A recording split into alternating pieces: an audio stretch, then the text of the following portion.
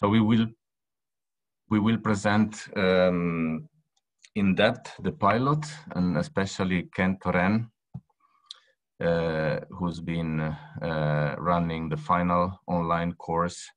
And in the afternoon, we will have session with the participation of the students as well. And these are what we call the Entrepreneurship Olympics context. So we hope that as many of you as possible will stay with us in the afternoon. So this is the structure of the event that you all received, and this is the first part.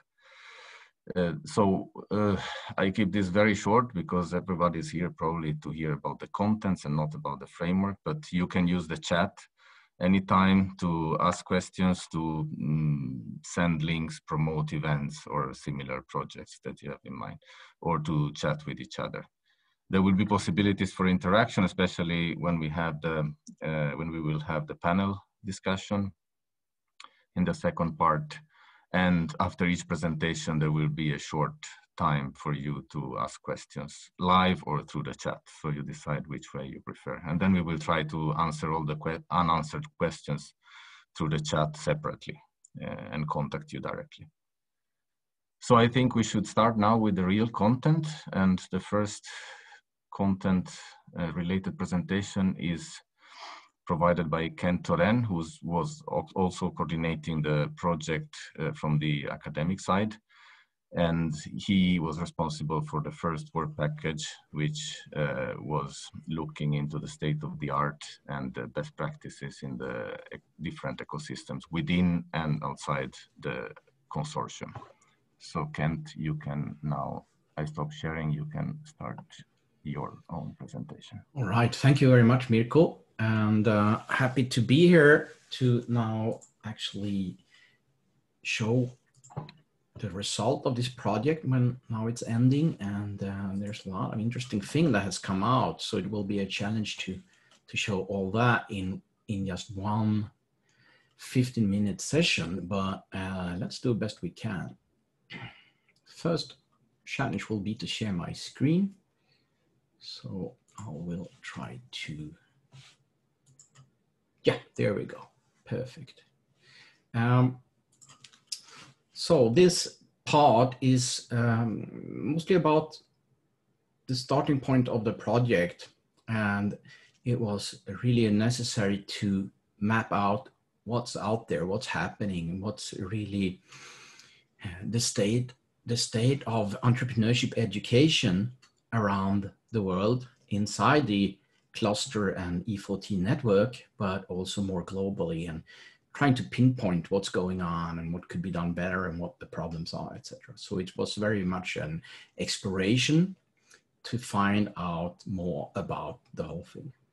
And I think that's also a good starting point for today's discussion, because then we know where we came from and what we found out on a very high level. And then we will hear more about details from different specific universities, etc. So I'll try to communicate the main things from our mapping exercise and conclusions we draw. So first of all, I mean, how many students are now taking entrepreneurship courses at the engineering schools around the world? We don't have the exact information. I just tried to take as an example KTH, where I myself is connected to. And it turns out that from the master students of 2018, 79% had 0 credits in entrepreneurship. And that, you know, should be viewed under the context that KTH, at least recently, was calling itself an entrepreneurial university, and has an surrounding of a lot of entrepreneurial activity and innovation, and Stockholm is one of the main innovation hubs in Europe. So it might be surprising that so few have taken formal courses in entrepreneurship. And of those that did take entrepreneurship courses, most of them took maybe up to 10 credits or so. So 1 or 2 courses, very few taking more. Now, of course, do we want all engineers to become entrepreneurs? Do we want them all to make startups? How many courses should they take, given that they also have a lot of other things to learn? That's all very good questions to ask here. And I'm not saying that we're doing it wrong, but I was still surprised about the distribution, at least at this level. As we'll see, there are other ways that we can help them to gain entrepreneurial insight, motivation, knowledge, etc. And maybe also not all of them should become startup entrepreneurs and founders. Maybe some of them could benefit, though, from this kind of knowledge, because they can help the companies they're working for in the future, or even if they're a researcher, they can help to commercialize and create new businesses, etc. So it's still a very valuable, of course, skill to have, especially if you're a highly advanced problem solver. Now, looking a little bit about what we found out as the blockers or hurdles that was making it difficult for universities to have a high engagement and activity in terms of entrepreneurial teaching in courses and so on. There was a long list of specific things, but you could try to categorize it into some major areas. And this is one attempt to do it. You can do it in different ways, but this that we'll look at now has more to do on where in the university organism is it that certain problems occur. And of course, starting at the top, we could see that many universities, successful and unsuccessful ones, had struggled quite a bit to gain sufficient top support. And without that top support, the resistance and blockers, hurdles at other levels were very, very difficult to overcome. If there's not a commitment from university leadership on entrepreneurship, well, as you may know, if you're yourself in a university, you have to publish, you have to do research, you have to find for funding, and you have to do a lot of different other things. So there's no shortage of issues people tell you are important to deal with.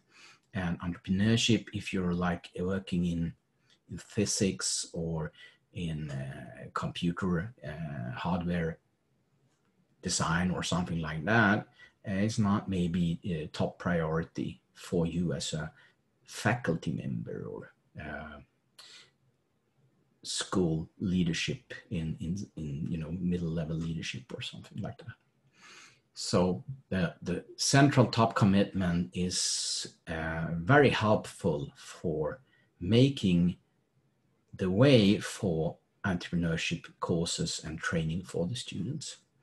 There are ways around that, as we will see, but still the very, very desirable factor to put in place. And, as I mentioned, the resistance comes in the organization among the staff. It has not to do so much with them thinking entrepreneurship is something unnecessary or not valuable or, not important, but they have their technology content or, field content, and they want to push as much to achieve excellence and teach students at a very, very good level in those areas. And taking time out of courses or time out of programs to put in entrepreneurial courses, for example, is, you have to fight for the space in the programs. And that's, of course, the way it should be, but maybe there needs to be a balance where enabling skills are, also making all that technical knowledge coming out in terms of useful products and services, etc. So you can discuss in many different ways, and it all falls back into different views of why we are training these entrepreneurs and what, we think as a university, how the university communicates its priorities, the top leadership. So anyway, there is a pedagogical problem and a motivation problem to push more courses of this type that is outside the technical topics into the curriculum. From the demand side, it's similar. I would say that the universities in the network, which is a big part of the benchmark study, are all active and successful in doing entrepreneurship education. So might be the not so representative, but there's also self-selection. If you're into entrepreneurship education and in the cluster network, you have probably chosen to be into this project, which is all about how to make that even better. But we can see from what we learn that the students are often quite interested, and many more than these 7% or 10% or so on that take only one course. So I would just guess that wouldn't surprise me that if more than 50% were interested in learning more on these topics, but they are very, very busy. Engineering programs are very demanding, and getting to push more stuff into their program curriculums will require that someone else leaves space to make room and so on. So there is, the demand is there, but maybe not so you can actually force other topics out or make room. From the execution point of view, if you have a commitment and you have a demand and you get people on board, it's still something that is kind of time consuming and difficult to do. While some of it has to do with the introduction phase, putting new topics into the university, building up, faculty capacity, changing programs, master program structures and all that. That is a major part of the effort needed, but then coordinating and running it over time is also something that requires maybe a long-term commitment, although that seems to be, once you have activities running, people will be seeing it and there will be success stories, and you will institutionalize some programs, some activities, some spaces, some resources, and so on. So it needs some effort, but setup is difficult. And then we can see that there's a very wide variety in how universities has done this. And it seems like many times they have been either solving the problem for the first time by applying their own problem solving, or they have taken inspiration from one other university, or worst case, a lot of different enthusiastic teachers at different parts of the university has done their own independent efforts, and there is little coordination. So this is what we found. And what do the good universities do that helps them to be successful despite this sort of gloomy picture? I don't think this is very different from entrepreneurship. Any kind of new topic that needs to fight its way into an engineering school probably have many of these hurdles to overcome. So yeah, but what is happening at those schools that are successful? Let's look a little bit. Well, from the benchmark internally in the network, I'm going to show some examples, and I'm not going to go through all that's done in each school. That you can find in the report, and also we'll hear more details in other speeches today. But I want to point out a few things, and that will come back in a summary in the end. So for Aalto, for example, that are very, very active, and it's a university which entrepreneurship has been a part of how things are done and how they think about what the university should be about from early on. So it's like a part of the culture there, I would say. See if the Alto representatives agree. But they have something that I want to point out from their area is a very high student involvement, where the students have taken ownership of these issues, started organizations and communities and activities. And that will be a factor that also other universities could replicate. At Leuven and also to a large extent in Lisbon, entrepreneurship is an explicit priority for the university. So this falls back to the top level engagement. And another thing that we can see in some successful cases is the collaboration with organizations around the university. And that seems to be coming back at several different places where we have strong activities and a good success record.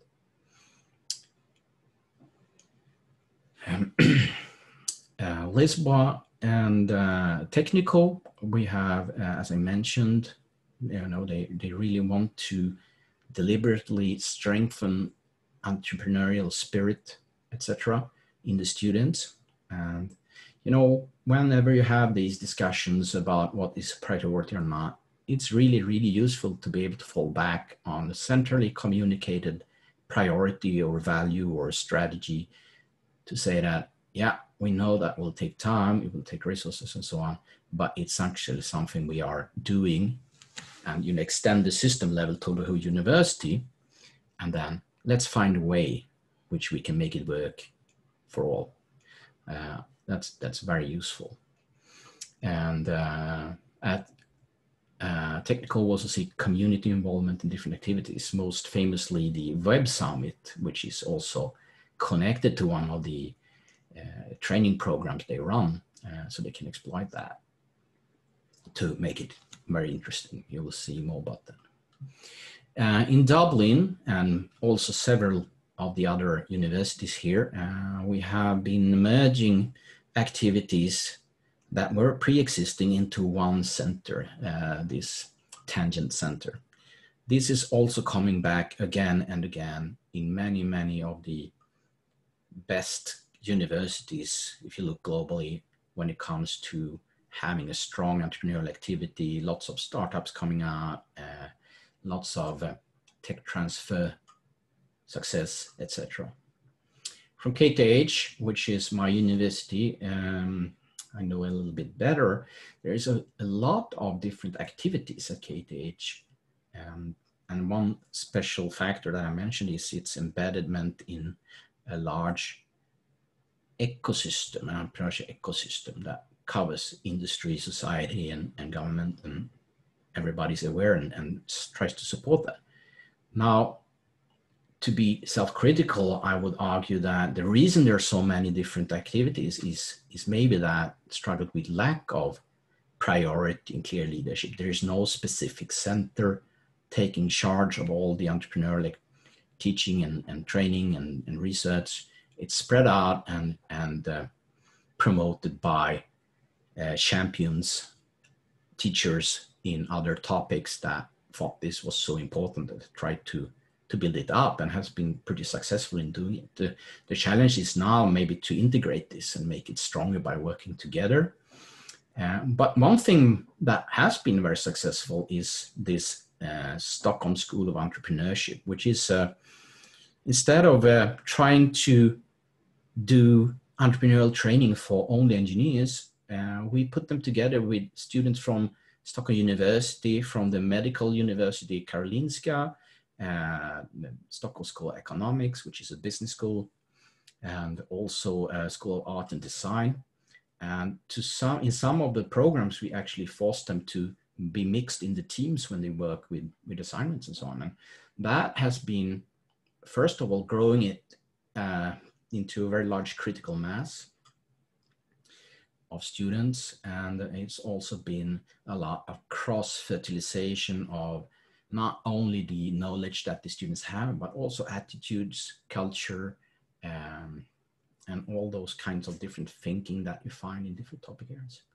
So a success factor that has to do with working outwards that could be replicated is maybe this. On the global level, I just chosen 3 examples. One is to show a good ecosystem, and MIT would be one that we could all learn from, I think, and in terms of it's also being a technology school. So there's engineers. They have a large number of activities, much like KTH, but it seems to be more integrated and it's more aware of what is what and who's doing what. So building this heterogeneous activity set might not be necessarily a bad thing, but you know, how to integrate it. And you can see that there's many centers and so on. And to some extent, I think it's common in North America that there's a center built for example, innovation or entrepreneurship by money being donated from someone who wants their name on a sign on a big building. And of course, that is something that is very fortunate if you can do that, but still the linking and so on is also something that to get really the most out of the capacity in a heterogeneous complex system, it should be also integrating mechanisms. In Israel, we look at center formation, and they have a school of entrepreneurship that is doing training and teaching, and now also formal credit giving programs and so on. And while in the most of the schools that we studied from the European point of view, there's usually some activities, some units doing the training in terms of practical entrepreneurial courses that are usually extracurricular, and then other training being done by the faculty in maybe a program or as individual courses. So here the credit giving training is collected into a center that also has these what you call it, incubator or venture capital and so on also. So they tried to make a special organization for this topic area that, you know, could help a lot of the outcome. Now there's more in entrepreneurship theory than just startups. So that is something that maybe an incubator or a tech transfer office supporting programs and so on might be less interested in, but there's a lot of theoretical areas that we do research on as entrepreneurship researchers. But if you can combine it, there might be good synergies to get out of that. And finally, one of the best programs that we found looking around the world is from Booth School of Engineering Practice at McMaster University. I'm not going to mention so much about it because we will hear from a representative from Booth later on today. But one thing that is sticking out, so to speak, is this integration, and in this case into the integration of the conceptual material and the method package and the process. So they put together what we call a universal innovation framework that has a lot of the things that we are familiar with as entrepreneurship teachers, but it's packaged into a way that covers the whole challenge of starting and being successful with startups and innovation.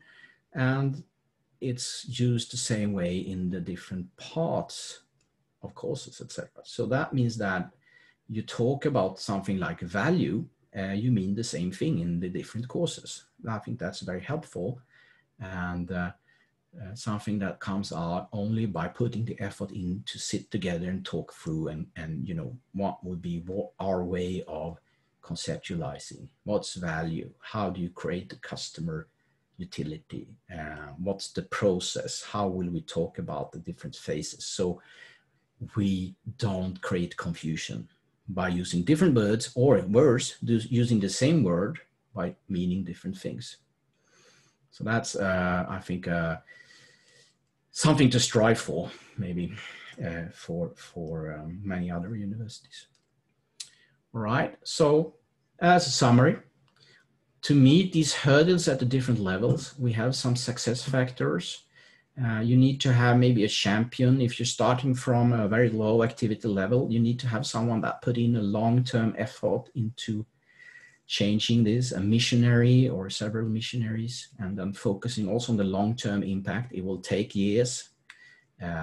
If you are measuring startup as a success indicator, that will take even longer. And maybe you should use complementary measures probably.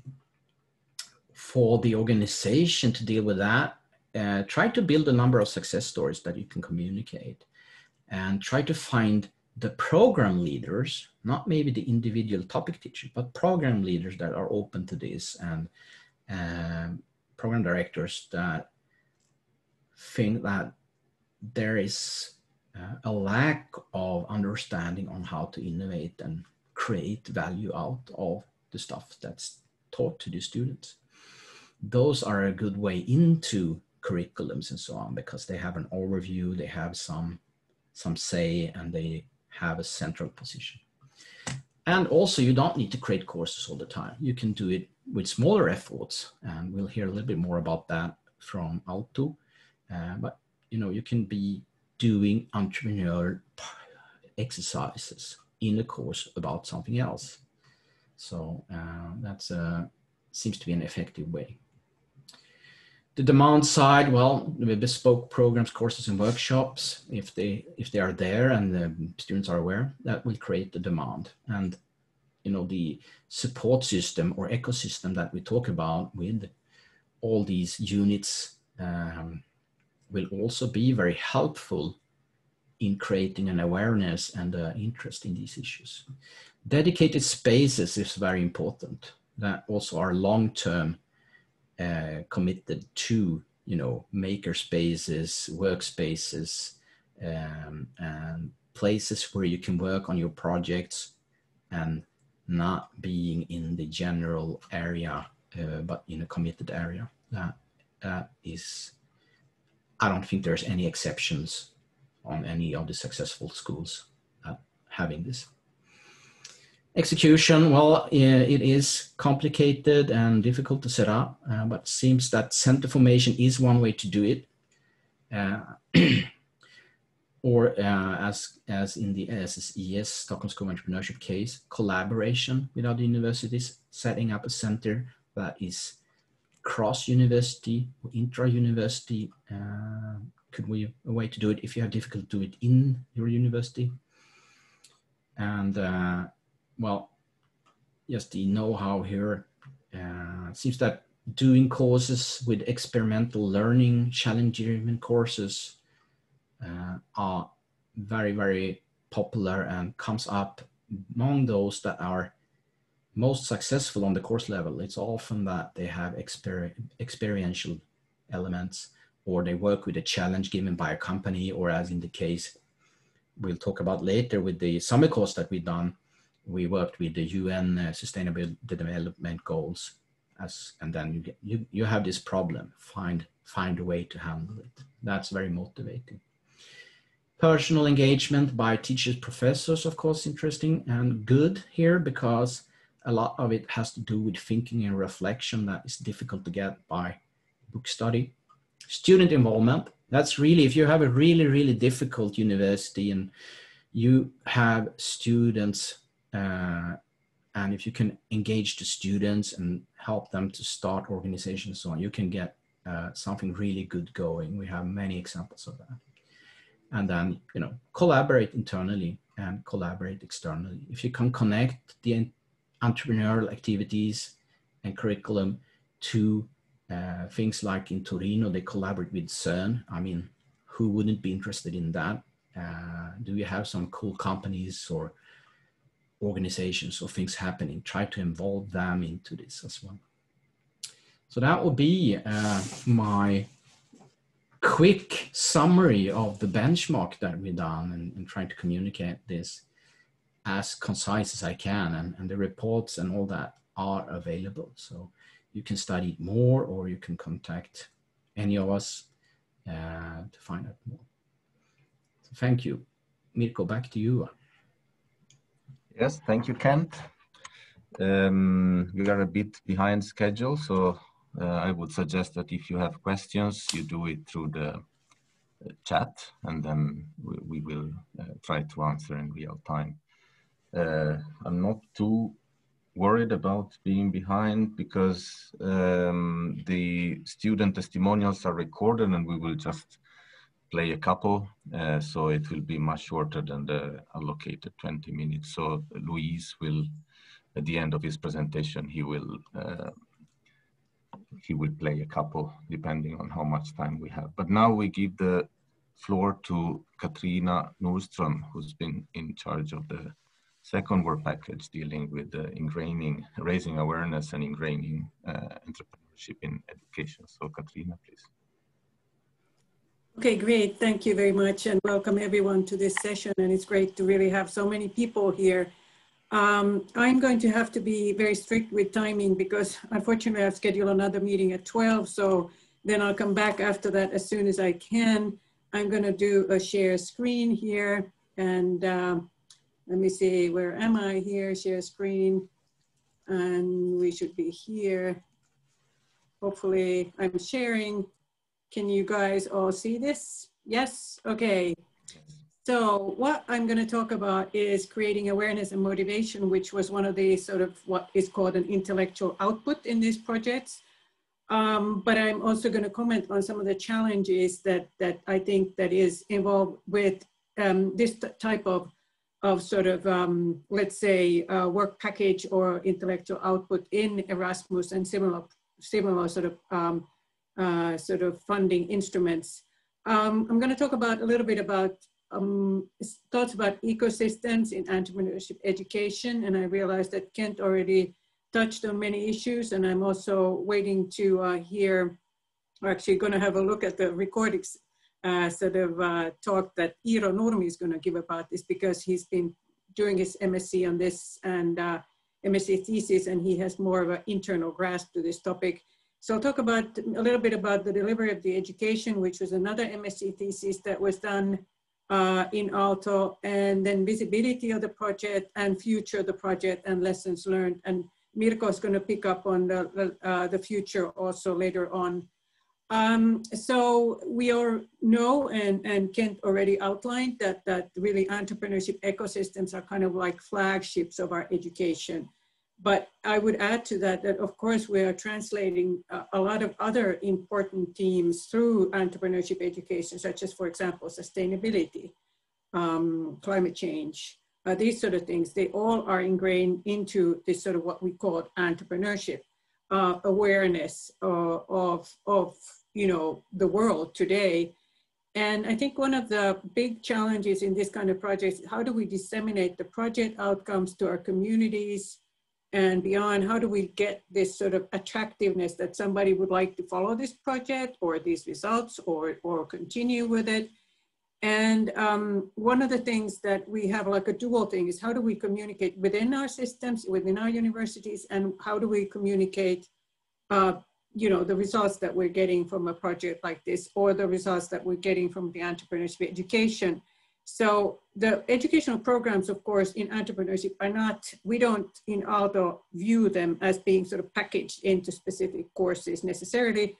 We view this as an ecosystem that is constantly evolving. That's why it's a very difficult animal to sort of put into a box and say, this is entrepreneurship education, because a lot of it is also about experiences. So one of the ideas that we had within creating the mobility program in this entrepreneurship project was to see if we could also kind of like invite students to our ecosystems and do their own projects, be innovative, and not be so fixed into just offering courses. But the question is then, and I think Iiro is going to pick up on this one, is how do we facilitate the learning process? I mean, who are the actors there? Who are the drivers? Who are the co-creators? So it's, as you can see, this is a hard thing to communicate because everybody views an ecosystem differently. I'm a biologist, so I have my own idea of ecosystem. But what I know that it's never the same. It always evolves. So how do you communicate about that?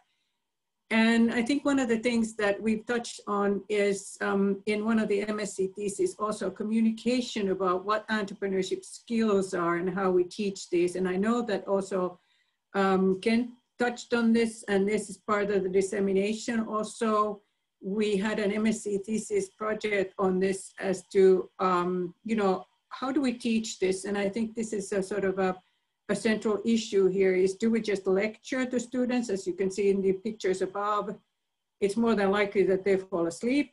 If you talk about entrepreneurship to a biologist and you talk about, you know, all kinds of business related issues, they're gonna go like, well, you know, what's in this for me? So how do you communicate the message within entrepreneurship education? Do you perform in like a theatrical way of about how much fun it is to be an entrepreneur?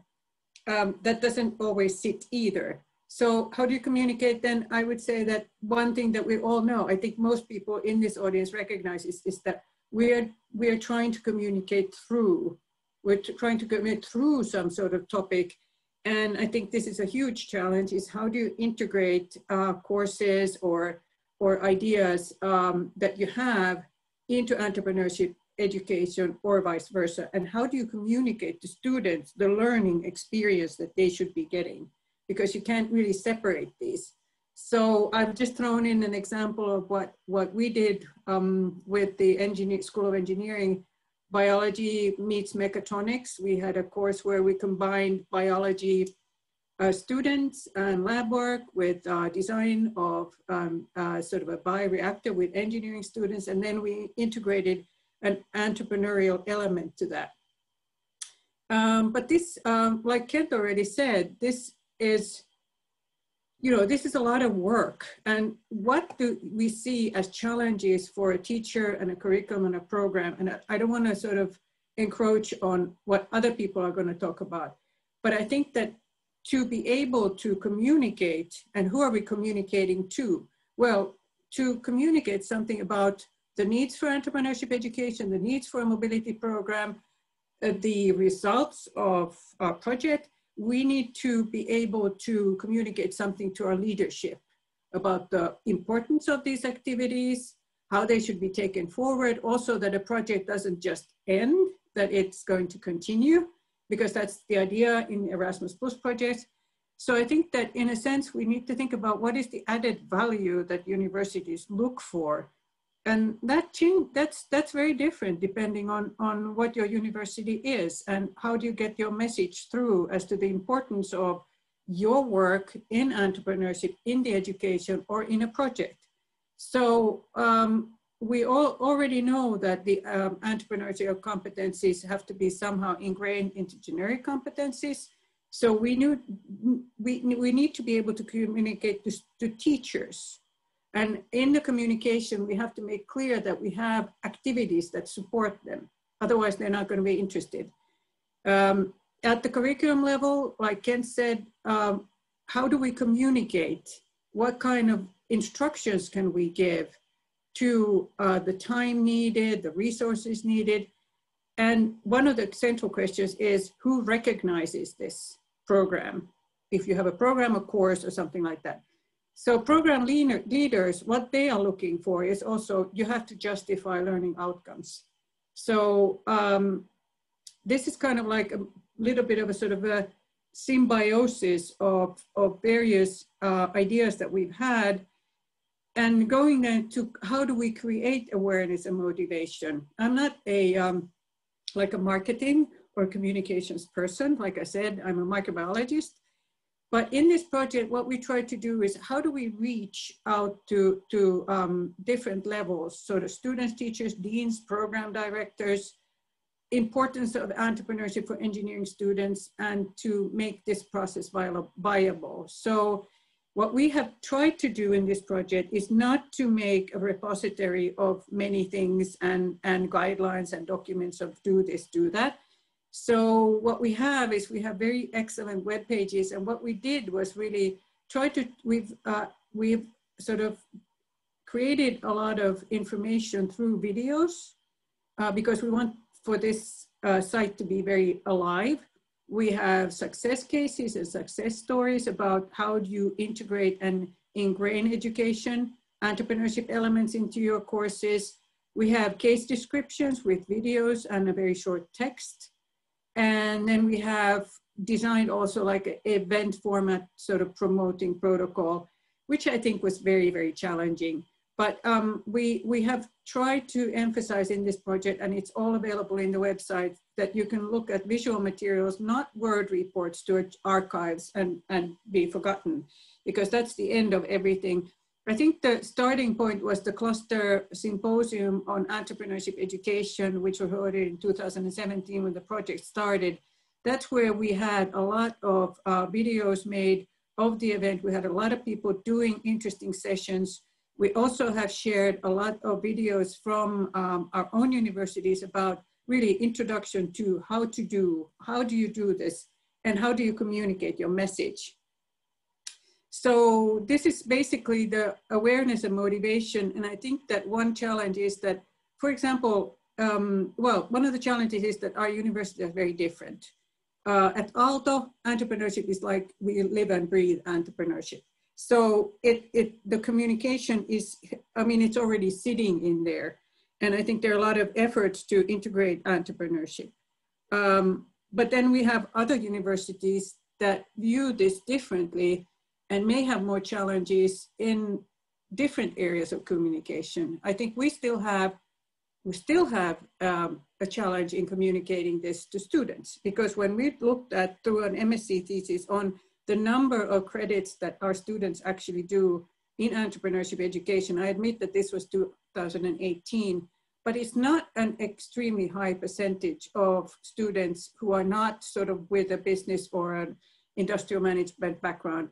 It's not so huge. So we still have quite a challenge, even though, like I said, we live and breathe entrepreneurship. I think that we still have a huge challenge in convincing our students about or communicating the message of entrepreneurship education. This is my personal view, but also based on Hanna Aarnio's MSc thesis. So all I want to do is really to come to a message about this project visibility and branding. How do we disseminate project outcomes to our communities?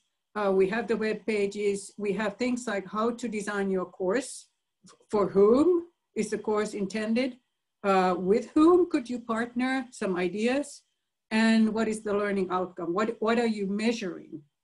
I think this is a huge challenge in entrepreneurship education. It is in education overall, but specifically in this is what are we really measuring? Are we measuring that somebody comes up with a startup, or are we measuring something else that they have thought about? And then creating motivation. I think it's really, really challenging to figure out who to contact in each university, because like you will see in Iiro's presentation, I have a feeling, I haven't seen your presentation, but looking forward to seeing it later. I think it's very clear that we don't really know who is clearly responsible. For example, an integrated course in entrepreneurship in chemistry or something like that. So who do you advertise to? Your students directly, and how? And I think this is one thing that we faced with the mobility program that we have designed in this project, is that it's really, really hard to market the mobility program in a sort of like we have a new concept and we're trying to market that. So there are huge challenges in really figuring out how to bring in something new that is done differently and not according to the normal routes that universities do mobility programs. Well, EU level communication, do these projects really show up? Hopefully they do. And then, because especially this one will be continuing. And then we have other dissemination activities, which you can also find in the web pages. I think here, take-home learnings, creating awareness and motivation. So different universities have different stages of maturity in the way they look at this. And I think the level at which you integrate entrepreneurship varies. You cannot do dissemination and communication with like one size fits all in this kind of project. I think this is my message also to Erasmus Plus. sort of projects all over is that the dissemination challenge is huge and the communication. So I would think that in these kinds of projects, it would be good to have the university official communication people involved to make it efficient and sustainable so that these things continue after projects end. How do we integrate everything that we created into our universities as sort of standard? Yes, we are doing this from now on. So we're going to continue with the mobility program, definitely within the Unite University Alliance, of which 5 of the 7 E4T universities are partners of. So many thanks. Here are some things that we've done, that we've presented and we've communicated. And for my part, I think what I would like to do is really to thank all the colleagues in E4T for a great 3 years, and my sort of heartfelt thanks and congratulations to Mirko and Kent for the enormous amount of work that you have done. That it's been a real pleasure to be part of this project, and we will continue. So many thanks. I can look at the chat or maybe answer questions later, but unfortunately I've scheduled myself into something else, unfortunately already some time ago, so I have to go, but I'll be back. Thank you. Thank you, Katrina. And thank you also for all your work, because you co-coordinated the project. I forgot to mention Thank this. you. Thank you. And you were there since the very beginning. So, and this was very interesting information. There are also some questions in the chat. So I asked my more experienced colleagues from the project team to reply to these questions now or later. And now we stay at Aalto, and we listen to the presentation of Iiro, who is student at Aalto and is still, I think, carrying out a thesis project on this topic, and his thesis will be presented as one of the results, unexpected results of the project as well. So please, Iiro, if you want to take over and introduce yourself and tell us more about your thesis work and results. All right. Hello, everyone, and thank you. Thank you for having me. Yes, interestingly, actually, can everyone hear me? Okay. All right, I assume, because I can't see the chat. Yes. Okay, good. So, interestingly, there's a lot of topics that I will cover and factors involved in my research that has been already kind of discussed. So these are re-emphasizing some of the things. But yeah, I'm going to talk about the contextual factors involved in organizing entrepreneurship education, and the kind of overarching factors involved in this. So let's begin. A little bit about myself. As Marco mentioned, I'm a thesis worker at Aalto University, still a student. My master's thesis is almost done, but I can already share the results from this work. And a little bit relevancy also, I have some experience in the student entrepreneurship I used to run as a CEO of this hackathon called Junction. And I have some event experience as an event organizer, and I also used to run a radio show about startups in Helsinki region. So interest in this is quite good. Okay, so let me explain why we started to do this research and how it relates to all of this. So basically, $1 million question would be to answer like why certain entrepreneurship programs and activities thrive and other don't in a university context. And if you know the why, then the how follows. So how then should the entrepreneurship education be organized in a given university? And then if we can map out the differences between kind of the environment and the ecosystem between different universities, can we then know what things can be copied from certain universities, kind of these best practices, and is this copying or benchmarking a viable option? I am a little bit skeptical about this, but let's see how it goes. So also kind of from the research perspective, there has been some research done on the developing of the entrepreneurial university. Also some outcome studies like developing intention models, like how do we get people more interested in entrepreneurship? What are the capabilities of an entrepreneur? And those kind of things. And also there's some studies about the technology transfer of universities, namely kind of spin-off activities, patenting and licensing and those kind of stuff. But there is a research gap in the organizing of entrepreneurship education. So what are the factors involved in the structural process of that? So my research question was to understand kind of if we take a university and we would try to put it in another context, would it thrive? So what are the contextual factors, restrictions and drivers of entrepreneurship education? So that's kind of the basis of my research.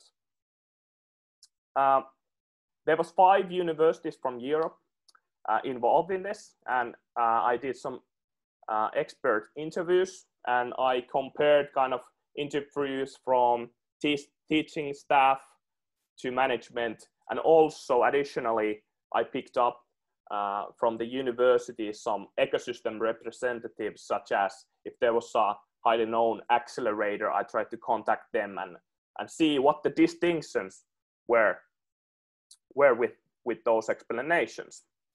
But I know we are a little bit, time is restricted, so let's go straight to the findings.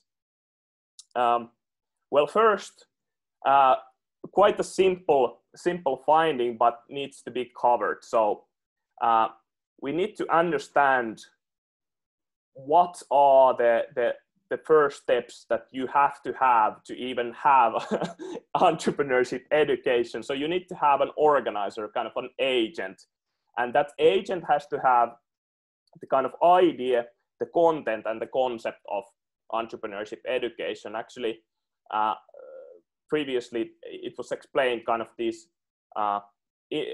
important parts is like what objectives do you want to target towards, like how are you going to teach, what contents are you going to teach, for whom, like the audiences of the entrepreneurship education, and the evaluations, like how do we measure success, which is really important in this part.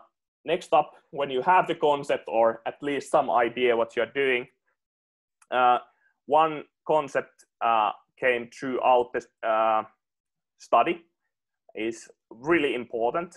So if you are alone, an individual, of course you have yourself and your knowledge, but basically in a university context, usually the courses and programs are made up from different teachers, management, and there's some supporting actors as well. And finally, kind of this informal resource. Of course, when you have your teaching staff and management staff, you need to have the authority to execute, as Kent actually mentioned, kind of the executional part of these things. But we can look at these kind of resources and how you acquire them also from the process perspective. And these are all found in each university. And they are kind of interplaying differently also. And one of the key distinctions also is that depending on the scale that you are doing your entrepreneurship education, for example, one teacher teaching a course and changing a course is really relatively easier change than a huge creation of programs. So the scale matters also in these processes.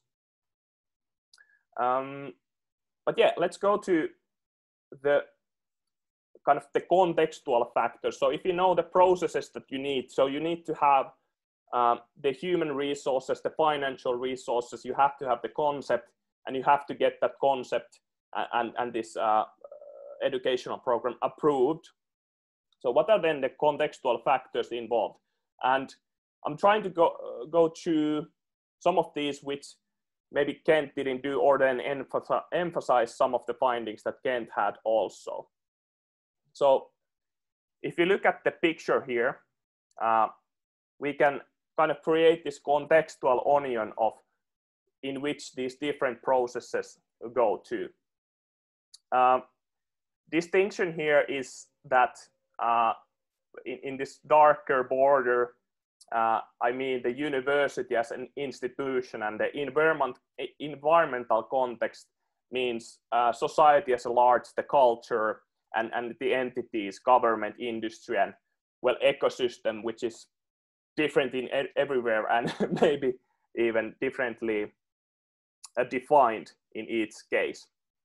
But what I'm going to do is go layer by layer and see how kind of similarly to Kent, like what are the emphases of these different layers.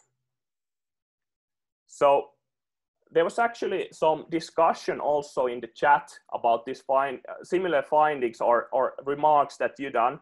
So first of all, the environment in which the educational or the program designers are, the environment affects quite a lot how they define the concept. So this is called kind of this knowledge exchange. Some things that people do is that they look at what other universities are doing, as we kind of discussed in the benchmarking. So people try to find best practices, and then kind of previous experiences and the future objectives will define those as well. But under another either restricting or contributing, however you want to see it, is this level of government involvement. So for example, in Aalto University, kind of these objectives of entrepreneurship education are quite autonomous. So the program directors can basically come up with those, and the vice presidents. But if you look at, for example, in France or in Belgium, there's a lot of government involvement, even with the defining what objectives these entrepreneurial programs should do, or courses or activities whatsoever. So it might be a little bit hard for someone to come up with the program if the government is so heavily involved. Or then if the government is good, there's no problem. The network and ecosystem kind of enable some of these things. So I found out that a lot of educators and those who design the programs or courses use external lecturers to support their system. And this is important aspect, as someone actually mentioned in the chat, because maybe the internal resources in the university don't support this. So there's not a lot of academic staff that have experience in entrepreneurship. Another big factor, which was kind of mentioned sometimes, but not explicitly, is culture. And it's a really large topic. And I didn't focus on my research on the culture, but it should have a separate kind of research, actually, like how to see the culture affecting. But I could say one example is that, for example, in France, there's high risk aversion. So probably that is a really contributing factor that people don't see entrepreneurship from the student and from the research perspective as viable option for them, and want to do more traditional career paths. Okay, let's go to the university then. This was actually very well explained by Kent. I'm going to re-emphasize that there's, my finding was that there was different levels of attitudes towards entrepreneurship. And actually this is also something that has been done, there has been done some research on this, that reward systems, university mission and purpose, and leadership can contribute tremendously to kind of positive attitudes towards entrepreneurship. And how this affects this attitude is in different levels. So for example, if we look at creating a new, bigger program, you need to get things approved from the top management. And secondly, you need to get things approved from the teaching staff. So if those attitudes are positive, the kind of likelihood of getting things done increases, and vice versa. Also, the governance model in the university institution plays a significant role. So maybe this is for people that are fighting in their university to get like attention to the entrepreneurial education. The governance model usually tells in universities like in which parts usually the decisions are made.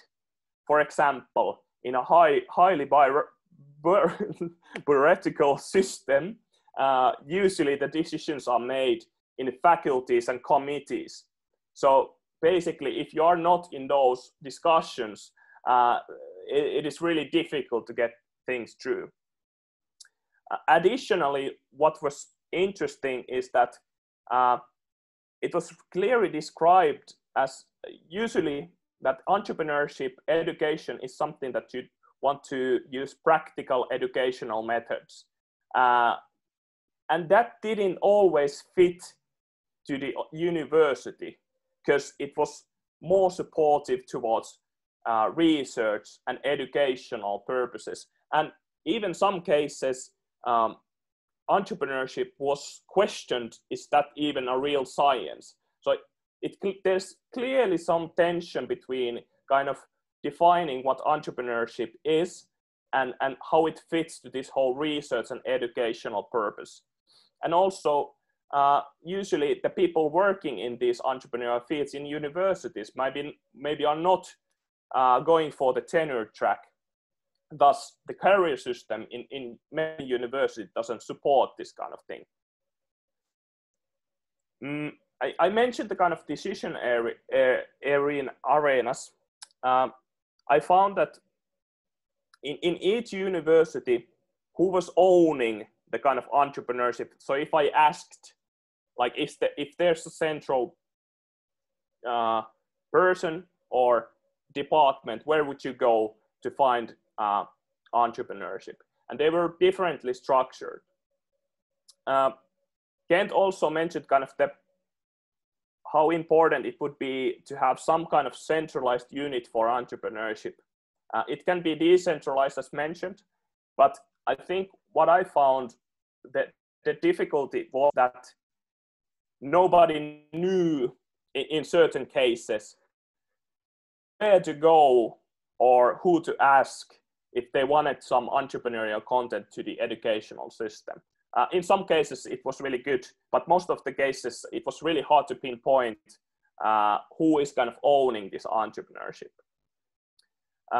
Another thing also was that, as Kent mentioned, there was a lot of different ecosystems that either had little or no kind of formal educational part.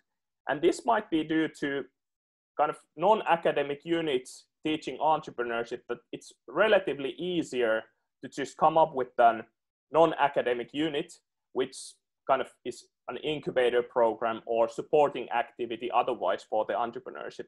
Because when you go to the academic route, the process of creating something or changing is much more rigid. So this might be one of the factors why we see so many activities versus so many, or compared to kind of these formal education parts. But yeah, this is also like, you might have the kind of structures in place where you know that this department is responsible for, let's say, computer science and entrepreneurship education inside the computer science unit. but it seems that there are also some non-structural things that grant you authority to do things. And these seem to be kind of the relational stuff between the units and the individuals. So if you happen to know and have good relationships with people on the top that could benefit for entrepreneurship education and the changes you wanted to succeed, then the likelihood that the change would go was bigger.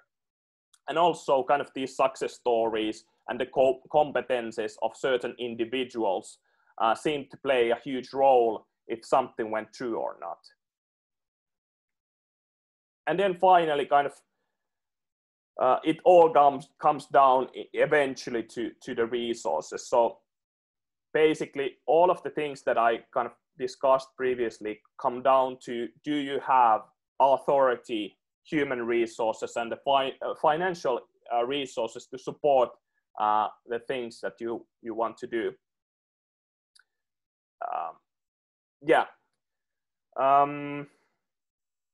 So let's go to the learnings.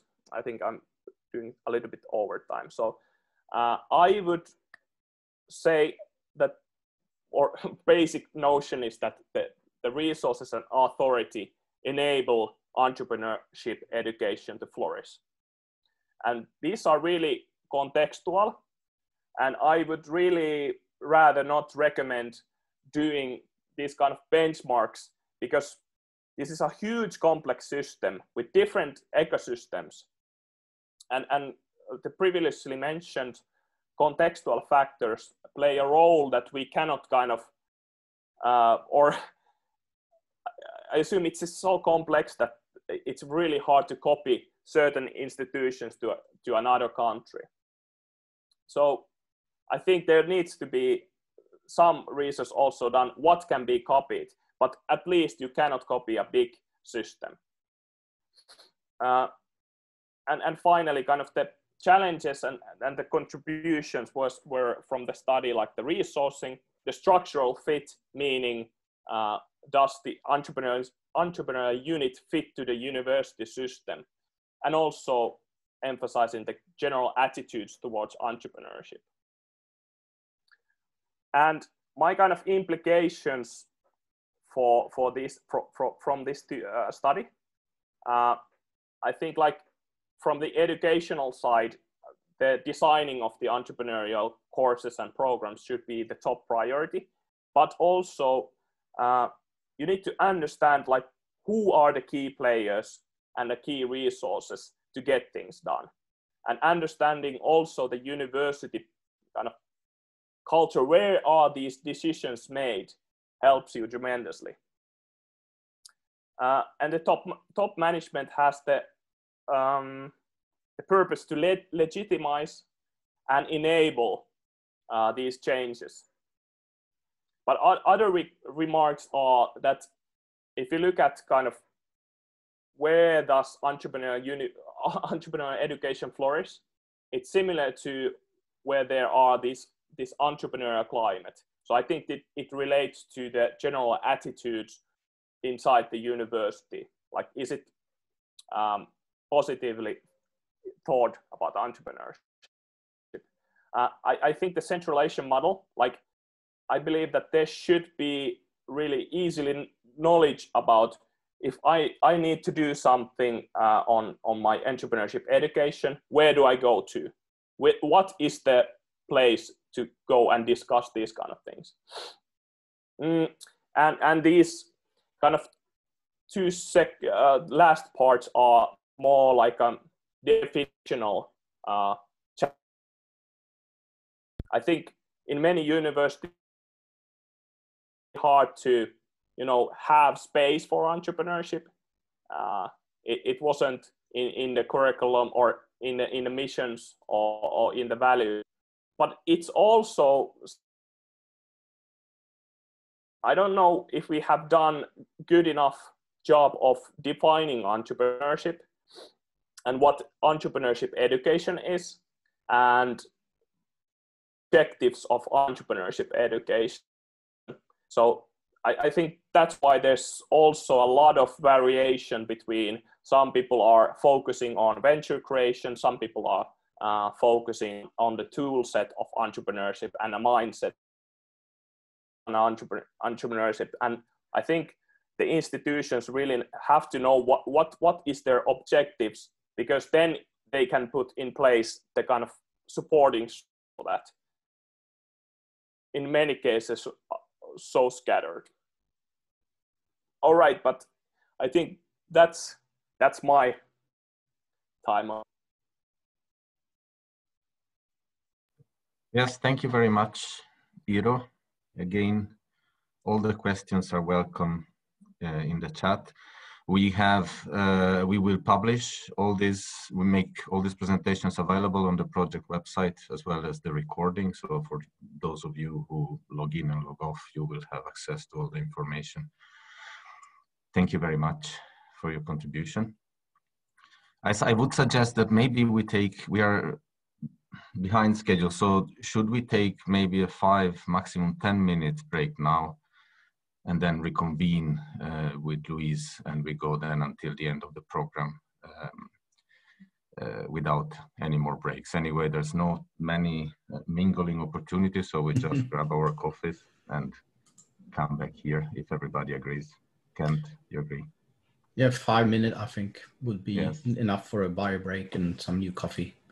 Okay, so maybe 11:30 at the latest back here. Thank you.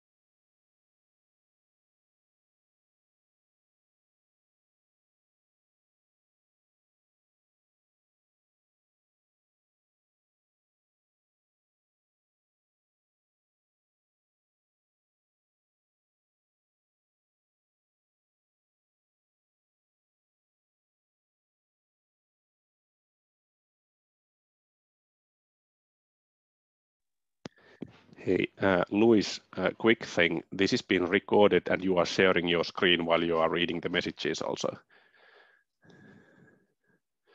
So just that you know.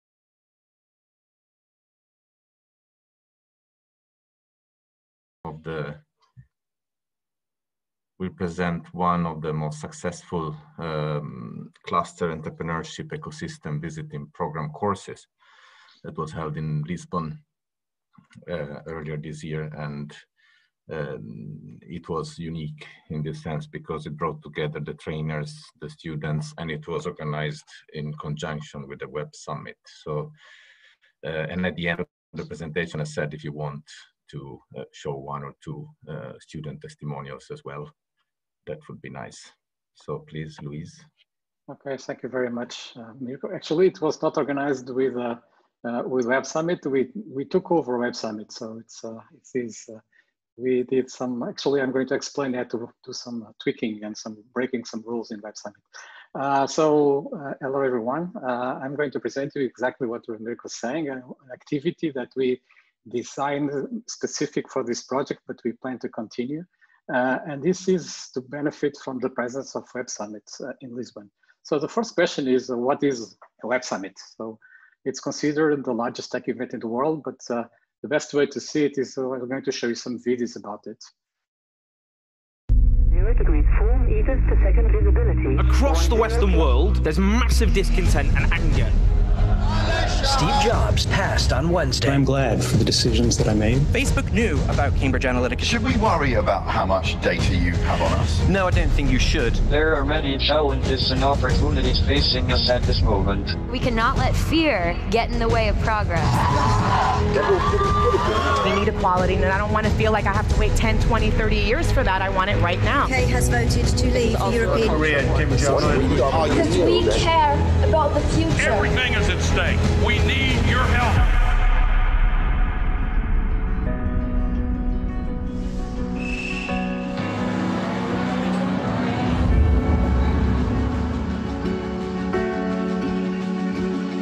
What if everyone here in this room could donate 90 minutes per week to change the world? We need a new wave of technology, but a new wave of privacy protection. We have legalized the abuse of the person. We may have new technology, but we do not have new value. Integrity, humanity, that's the same. There's no one more passionate about the survival of your idea than you. What we faced for the past 30 years is very harmful tax competition. I couldn't fix the old system, so I quit. We're not saving the planet. She will survive. The problem is, are we going to survive? The future is not a solo act. It will take all of us working together.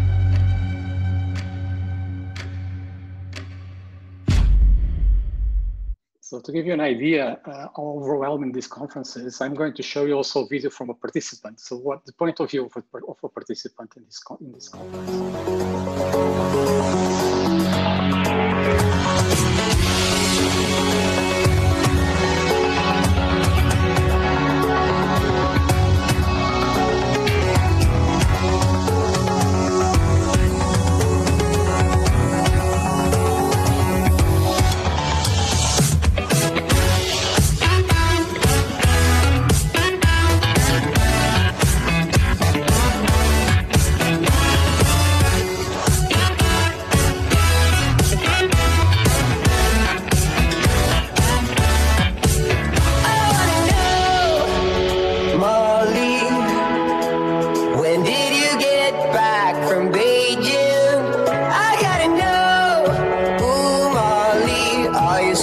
in nostalgia like me.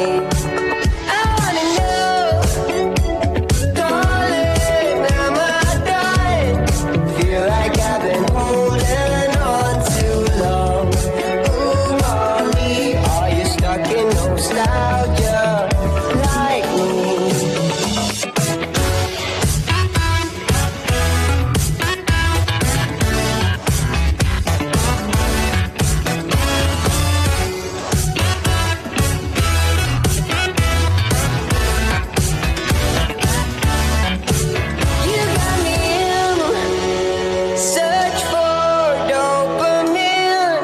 Miss your cherry kisses on my chin. Ooh, Molly, are you stuck in nostalgia like me? No matter when, Molly, I'm always with you in my head. Come back again. Ooh, Molly, if you're stuck in nostalgia like me.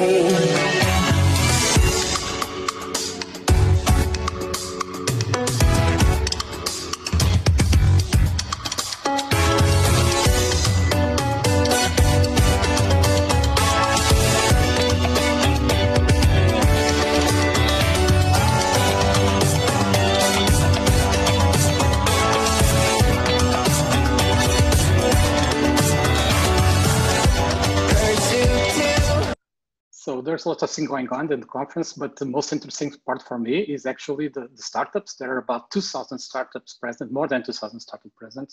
And they are divided into three categories. The first one is the alpha category, which includes companies that are still in the pre-investment stage or investments with other 1 million of funding. Then there are the beta startups. They are they already launched and have less than 3 million in funding.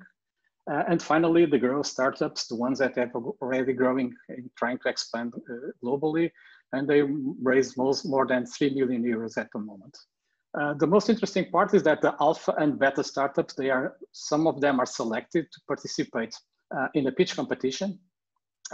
Actually, this guy that you see on the picture is Jaime Jorge. He won the Web Summit in 2014. He's a student from Technico. And he's probably one of the reasons why the conference at the time was in Dublin.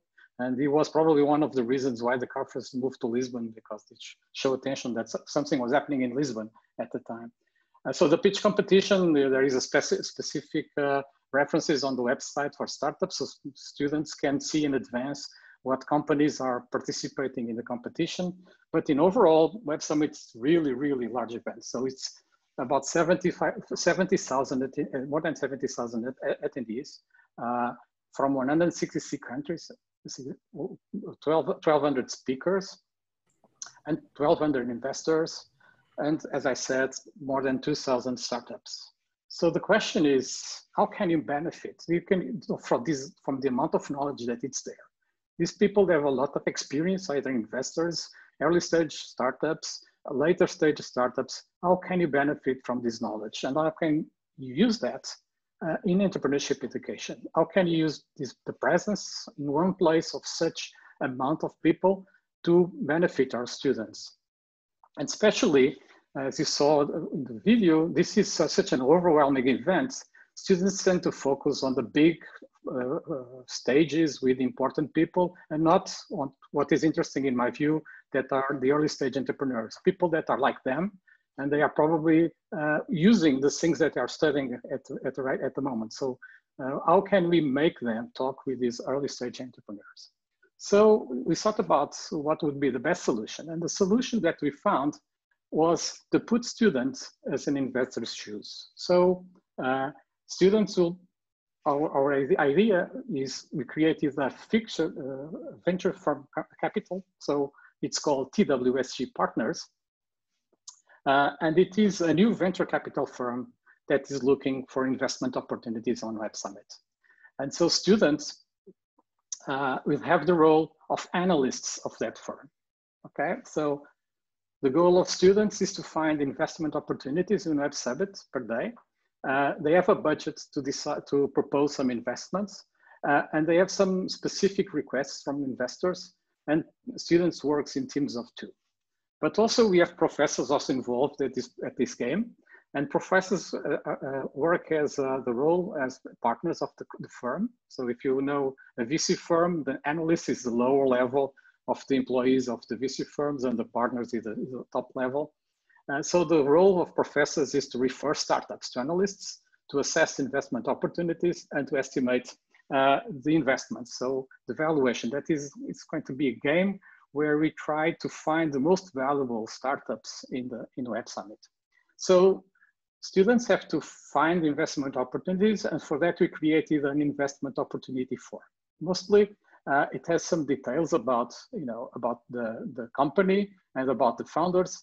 And the other models are related with the business model, that the company students should get information about the business model of the company, customers, revenue, partners, resources, activities, and costs. And finally, they have to provide a recommendation, which the number of the team that is providing recommendation, the readiness of the investment, and the amount of money invested. It can be 0 if they want. And they have to fill out 8 of these forms per day. So they have an investment budget on the 3 levels of startups, 2 million in total for alpha startups, 8 for beta, and 10 million for growth. The minimum investment in a company will be, in an alpha will be $500,000. The maximum investment in alpha will be 1 million, and they have to find 8 investment opportunities. So of course they cannot invest in everything. So they find the opportunities, but they only decide to invest in some of them. The same thing goes for the beta, and same thing goes for the growth. And as I said, there are possibilities of the investors of the funds require certain types of investments. For example, an investor, an LP, a limited partner of the fund, wants an alpha startup from Europe that addresses waste collection problems. And there is an additional money if they found such a company of $500,000, they can decide to use it or not. So that they can, if they found a company, they have more money to invest.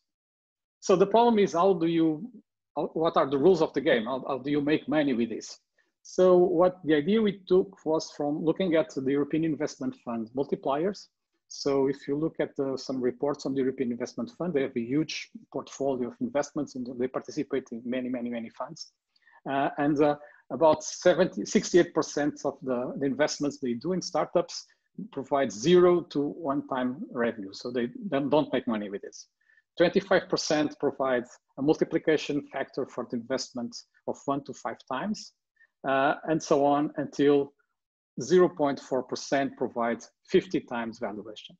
So what we thought about, since there is a pitch competition going on, probably we can use, it is the same thing, the pitch competition. A lot of startups start in the early stage, and then there is a quarterfinal, the semifinals, and the finals. So maybe you can find the same ratio between the companies that go to the next stage of the pitch competition to have an additional valorization using more or less the same numbers of the European Investment Fund. So the multipliers that we use for the investment of the teams is if the startup gets to quarterfinals, it gets a 5-time evaluation. If they get to the semifinals, 10 times. If they get to the finals, only 3 teams actually go to the final. They get 20 times valuation, and the winner gets 50 times valuation.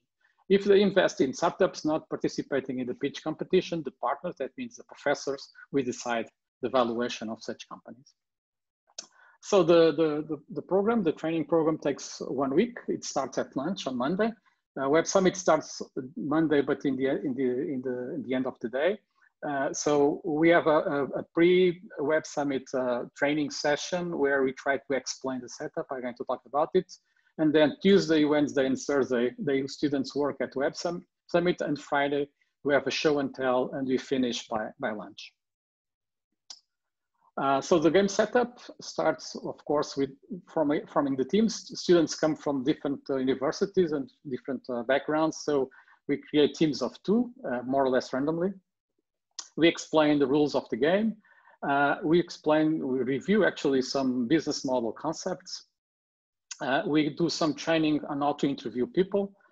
And we tell students that they really need to be prepared before attending such a large event, because it's very easy to get lost. Everything is going on at the same time. So the importance of readiness for this. And especially, it is the opportunity to talk to everyone. There are a lot of lines, the students have to wait in lines, and they should talk to people next to them, because they learn a lot just by talking to people over there. So we started with an icebreaker. I used this game called the Zoom. You see professors and teachers together playing the game. I tried to explain the Web Summit app and how important it is to find startups, and especially to find people attending. Everyone in the Web Summit is reported here, every attendee, so they can actually chat with them. And especially, very importantly, it's very important to socialize. So not only during the Web Summit, but specifically during the night summits that I'm going to show you.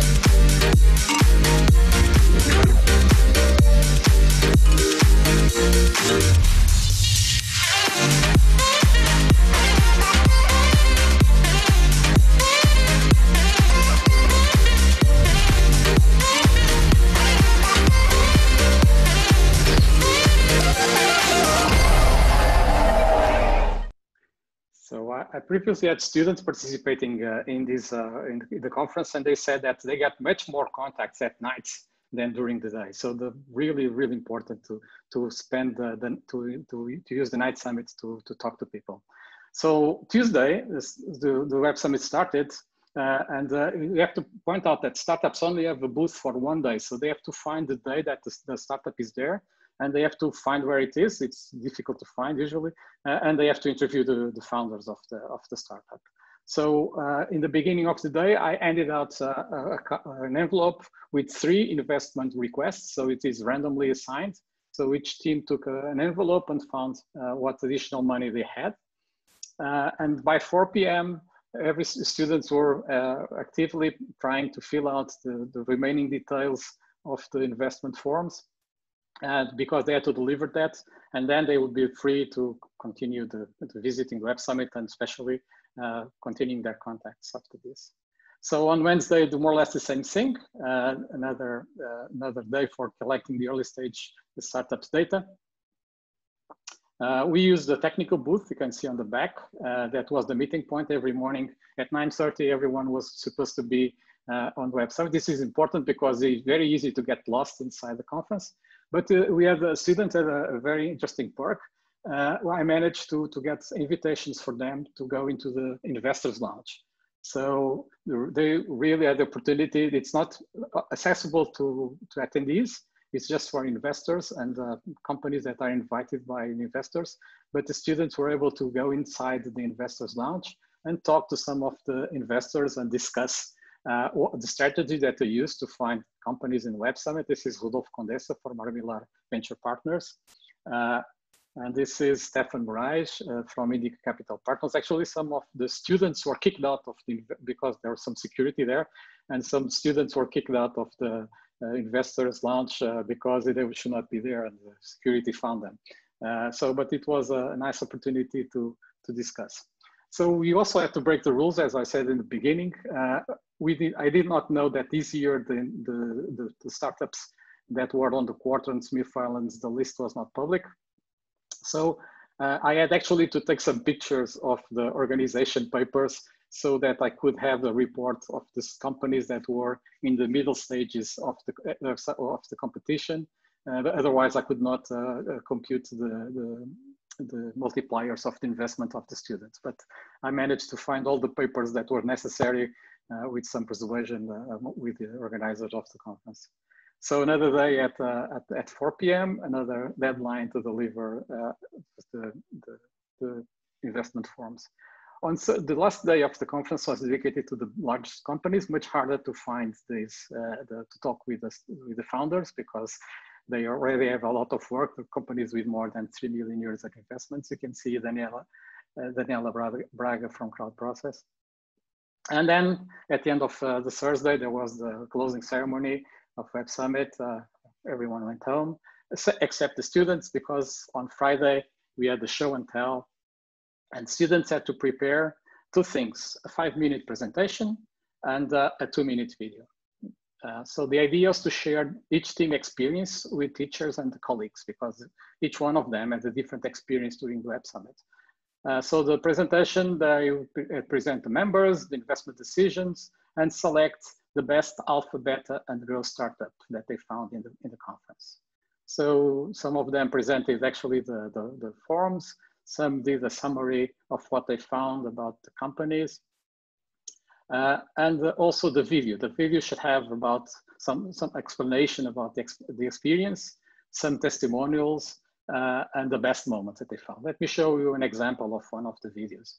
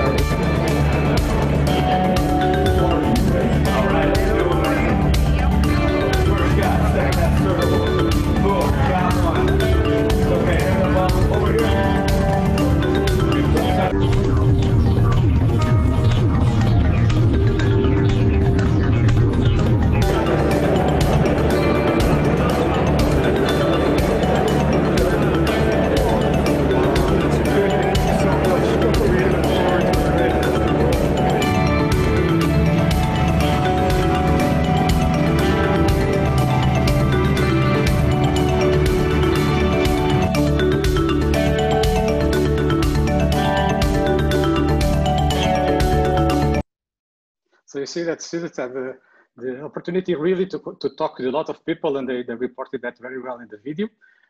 And also that they went also to the Night Summit. By the way, this team at 11 at night sent me a message saying that they were in a party, but I told them that they could go to one of the parties that they should, that I found that they could go in.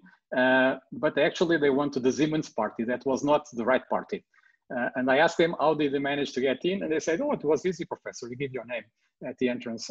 And it seems that it worked. Okay. So the students show some takeaways from the presentation. And one of the takeaways is you see here, the best parties to be in are the ones that you're not invited to. That is the one of the, and actually was something that they really, I told them to do, to try to break and to crash into parties that go on. There are a lot of things going on in Lisbon these nights, not only the Night Summit, and try to mingle in and find contacts over there. So we handed out diplomas to students, and we found the winners. So this was mostly my presentation, and thank you E4T project for this opportunity. Thank you, Luis. Do you want to play one student testimonial just to get feedback? Okay, I need to do some mingling here. Yes. Find the right video. Let me see if this works. And then we will skip, try to catch up with the time, we will skip the website part. Of course, that would be very descriptive, but we all want to thank Walter from KU Leuven, who patiently took care of the website throughout the project. And as said, everything will be published there, so you're invited to, you got the link, and you're invited to take a look for further information. So let me see if this video works. So, how was the Web Summit? How do you like the it was intense. It was like a week of a lot of events, parties, networking, and a lot of startups talking about what they're doing and what they want. How can you help them and how they can help you. And what are the tips that you would give to a friend of yours that would come to Web Summit? As I said, it's a really busy event, so you have to come here with all your energies and all your empathy, because you have to understand what the other are doing in really busy environments, so you should be at 100%. Thank you very much. Okay. You want another one, or is this okay? That was just to give a taste, and we also have some testimonials on the website. So if you're interested, this was not on the website. This was not. So we did pretty well, and we managed to catch up. We are now moving to the keynote speech. Lofty, I hope he managed to connect and be with us. I am here. Good morning, yes, everyone. Good morning, and thank you very much for being with us so early, according to your time zone. It's been very helpful here. Just to introduce, as you saw from the program, the title of the keynote speech is The Tollgate Process and the Use of Our Homebred Universal Innovation Framework. And the speaker is Lofty Belkir, Associate Professor and Chair of Eco-Entrepreneurship at the Walter G. Booth School of Engineering Practice and Technology. So the floor is yours. Take the time you need, and we invite again everybody to ask questions in the chat, or if you use less than the allocated half an hour, we can also have some live questions at the end. And in that case, please raise your hands. So okay. The floor is yours. Can the meeting host allow me to share my screen? Yes, I should do that.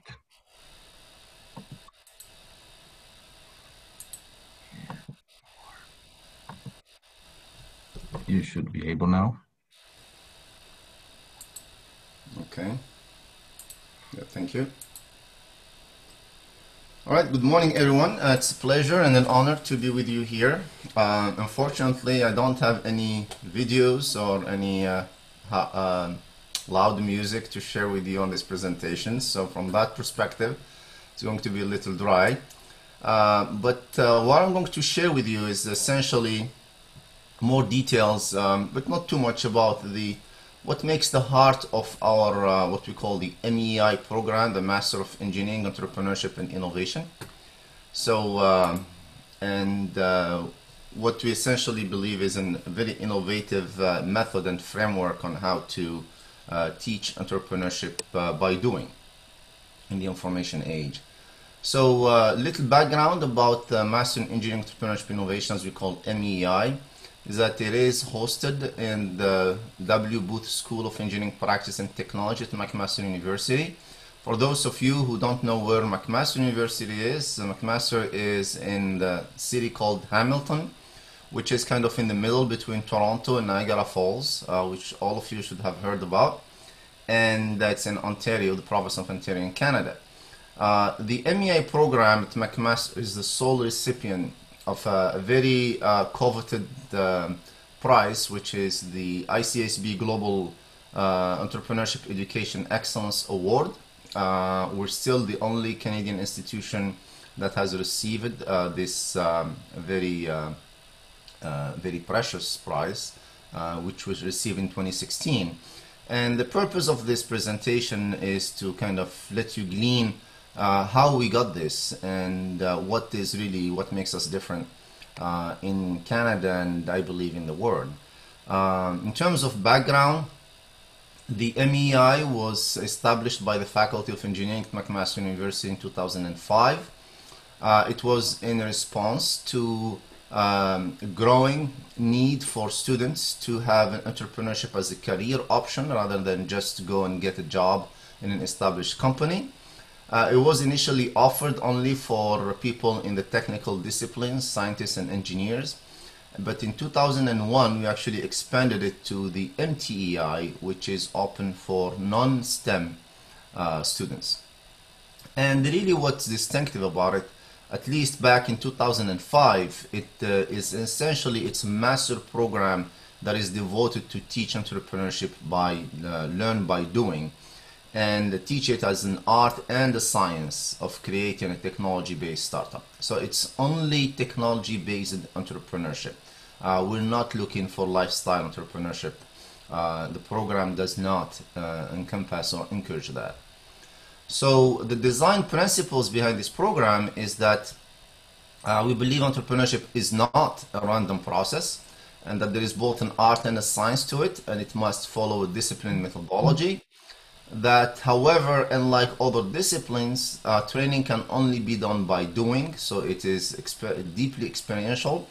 And what we mean by that is that students not only must solve real-world problems, but they're expected to actually register and launch their startup while during the program, have a shareholder agreement, raise financing, develop a prototype, and eventually even an MVP. And that's what we mean by doing, really doing it. Sorry, Lotfi, your slides are not changing in the shared screen. Oh. How about now? Not yet. You're not seeing anything? I see the whole PowerPoint, the editing window. But you're not seeing the text? Only the first page. Oh. Then we have a problem. Did this Here we go. change Now it's up. Yes, now. Okay. So you see all the 5 bullets? Yes. Okay. Yeah, I'm sorry. Did you see the previous slides as well, or just did I jump? Well, I think you got the information. Let me keep going for the interest of time here. So the third bullet that I'm showing here is that the program is taught not by academics, but by what we call practitioners, academics and people who have extensive entrepreneurship program in their industrial career. The fourth one is that each team is required to have 2 mentors, a technical and business mentor, that they have to recruit themselves and be able to attract to mentor essentially on a pro bono basis them through their project and their program, and that will encourage early business failures and fast recovery so that they understand the benefits and the importance of failure. And then, of course, we also provide some seed funding up to $10,000 per team as part essentially of their proof of concept demonstration, which we found also is very, very important. So these are the 6 design principles of the program. And again, what's uniquely experiential about the graduate program is that it is a 20-month program. It is focused on technology startups, means translating technological ideas into commercially viable goods and services. It is project driven. The courses are there, and as I will show the structure of the program, the courses are there to serve the tollgate process, which is this essentially phase and gate process for the project itself.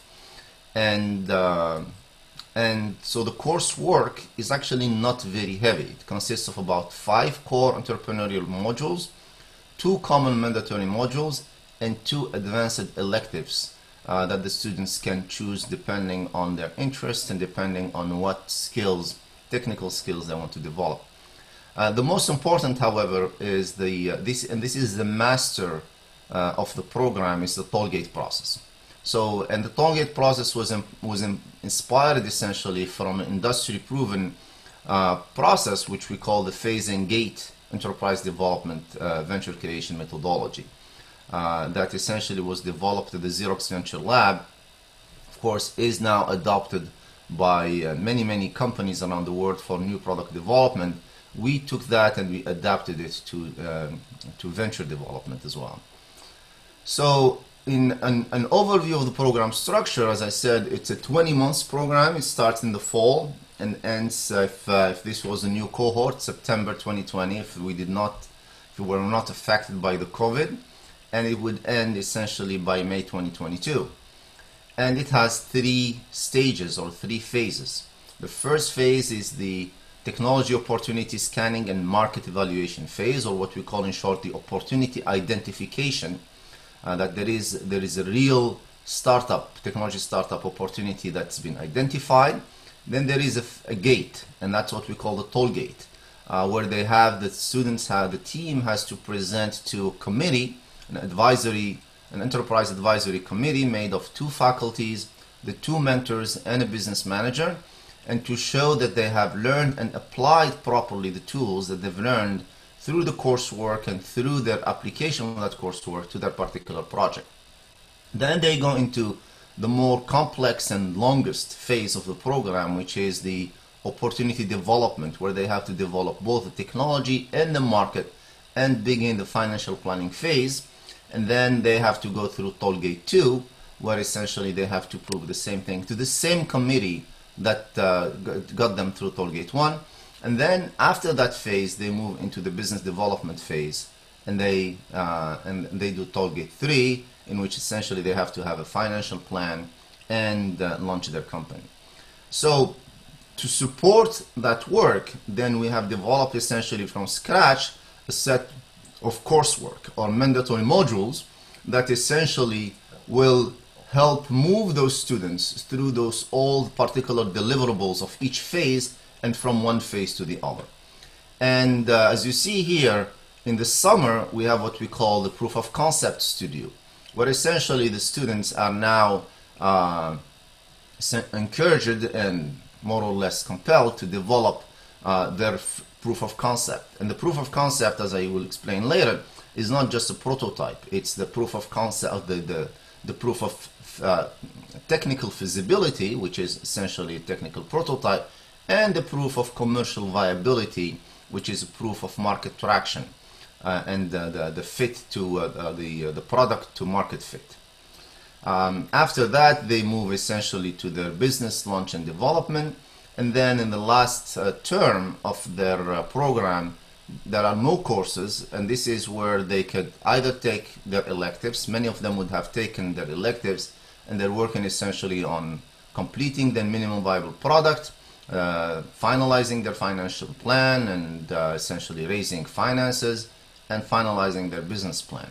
So the business plan comes at the very end of the program rather at the very beginning, because it becomes more of a validated business plan. Along with that, we have advanced modules that essentially support the technical development or the project management, such as mobile app development, rapid prototyping, design thinking, human-centered design, data analytics and big data, project management, additive manufacturing, and a slew of other courses that they may decide to take because they find that they're very helpful. Those courses can be from engineering, can be from the faculty of business, or from any other faculty and even other universities that we have some agreements with. So in essence, it's essentially, this is the funnel model that we brought from industry. Both the original founder of the MEI as well as myself come from Xerox. We both worked in corporate strategy and planning. We both worked in the Xerox Venture Lab, which was essentially a vehicle for spin-offs for Xerox Palo Alto Research Center and other research centers. And essentially this is the new venture model that we brought to academia. So what are the key innovative elements of the program? What is it? How is it different from other entrepreneurship programs around the world? And we all know there are many of them. When this was started in 2005, we were the only one, along with another program in the University of Manchester in the UK. Today, of course, every university wants to have an entrepreneurship program. So The program started with these two key elements: the three-stage tollgate process and the essential aspect of the requirement for each team to have an enterprise advisory board, which has those two mentors plus the two faculty. And this was from 2005 to 2012. I was running my own company in the timeline of 2001 to 2011, and I went through an acquisition, and then I joined the program in 2012. I kind of took over the leadership of the program since then, and what we added were two other elements. One is a sustainability focus to the program, and that's a separate talk in itself, which is essentially a mandatory course on how to embed sustainability into the DNA of the enterprise project at its very inception, but to do it not as a burden, but rather as a lens for innovation and a source of competitive advantage. And this was very important because I hold the chair of eco-entrepreneurship, and we believe that it's entrepreneurs that are going to be able essentially to bring more of a sustainable society and sustainable economy into our marketplace. And the fourth one is what I'm going to be talking more about today, is the Universal Innovation Framework, which is this holistic and dynamic framework to identify and manage innovation within an entrepreneurial context, which we have brought to you, we've come to use a lot more than the more traditional and widespread business model canvas. And this is essentially what we've been doing until now. So why this Universal Innovation Framework? And this is the realization is that innovation in the information economy follow different rules and different paradigms than in the Industrial Revolution. So let me talk about why we had to do this, and let me go back to something that's actually well known among the entrepreneurship or the entrepreneurial community, which has become like the most important tool for entrepreneurs, is the business model canvas. So here's the traditional business model canvas that was introduced by Alexander Oswaldo in 2008, which I'm sure everyone here is very familiar with. It has essentially 9 boxes. And the problem with this tool is that it's a static canvas. It does not take into account the rapidly evolving nature of business, and especially a startup in its early stage. It does not really tell you what the innovative elements of the startup is. So if you do a business model canvas for a taxi company or for Uber, they would look exactly the same. Or if you do an innovative business model canvas between a coffee shop and Starbucks, they would also look very much the same, and you'd be hard-pressed to say, where's the innovation here?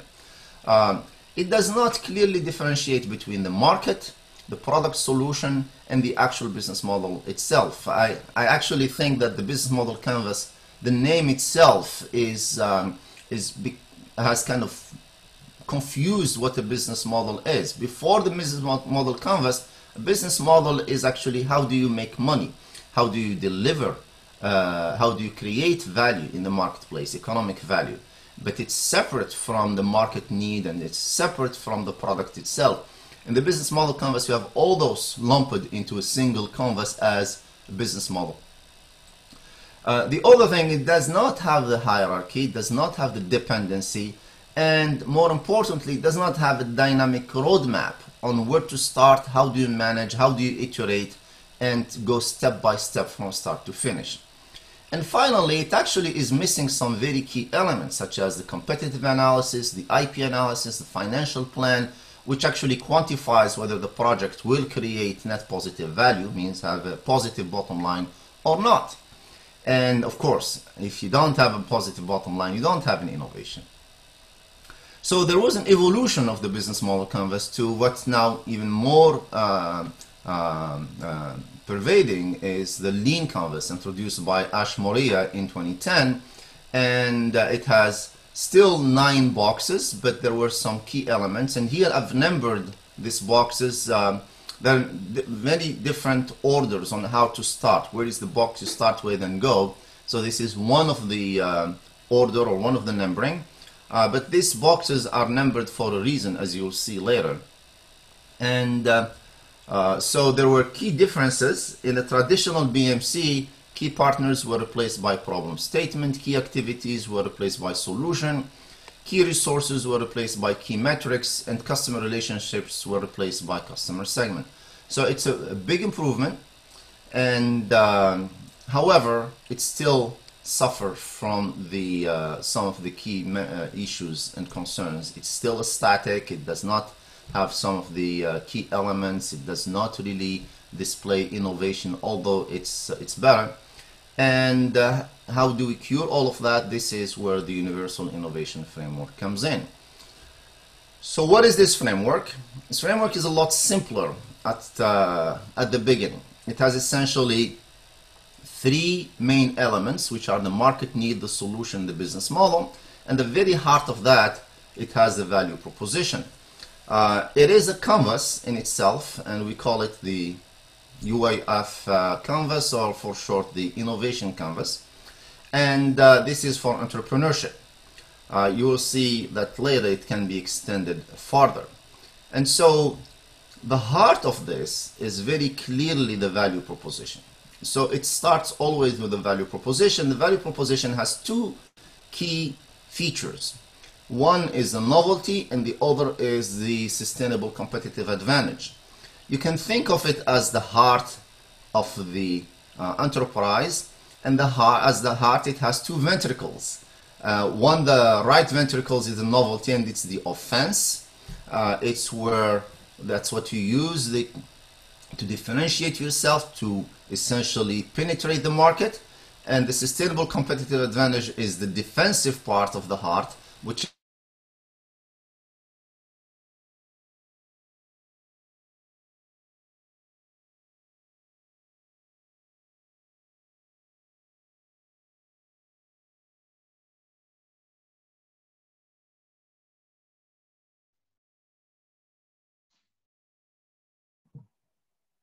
apparently the connection was lost. Let's see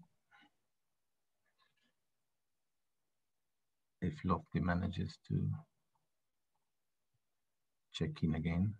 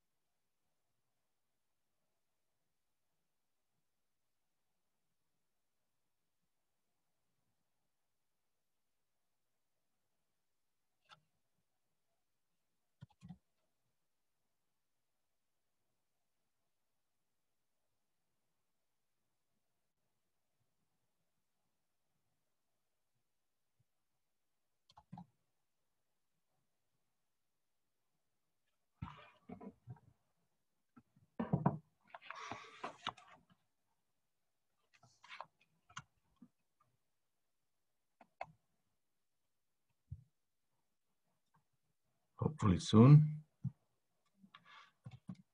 After the keynote speech, let's see if we will have time for some questions, but right after that we will have the panel discussion So we will have Louise as moderator, and if he manages to log in again, we will have Lofty as external expert in the panel. We will have Kent as project representative, and we will have Iro as student representative. And if Kalle can be with us, he will be the Alto partner representative in the panel.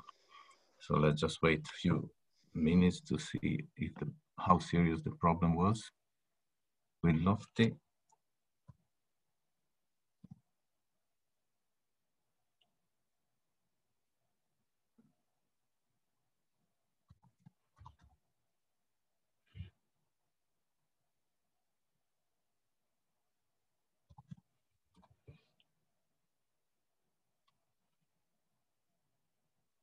Hello, Mirko, can you hear me? Yes, welcome back. Yes. I will make you again. I lose you here. Something happened. I make you again co-host. Yes, now. I'm really sorry about that. No problem. We are all used to that nowadays. When did I lose you? Can you see my screen? You were on the first page of the talking about, you called it a canvas, or the innovation canvas. Oh, this one here? Yes.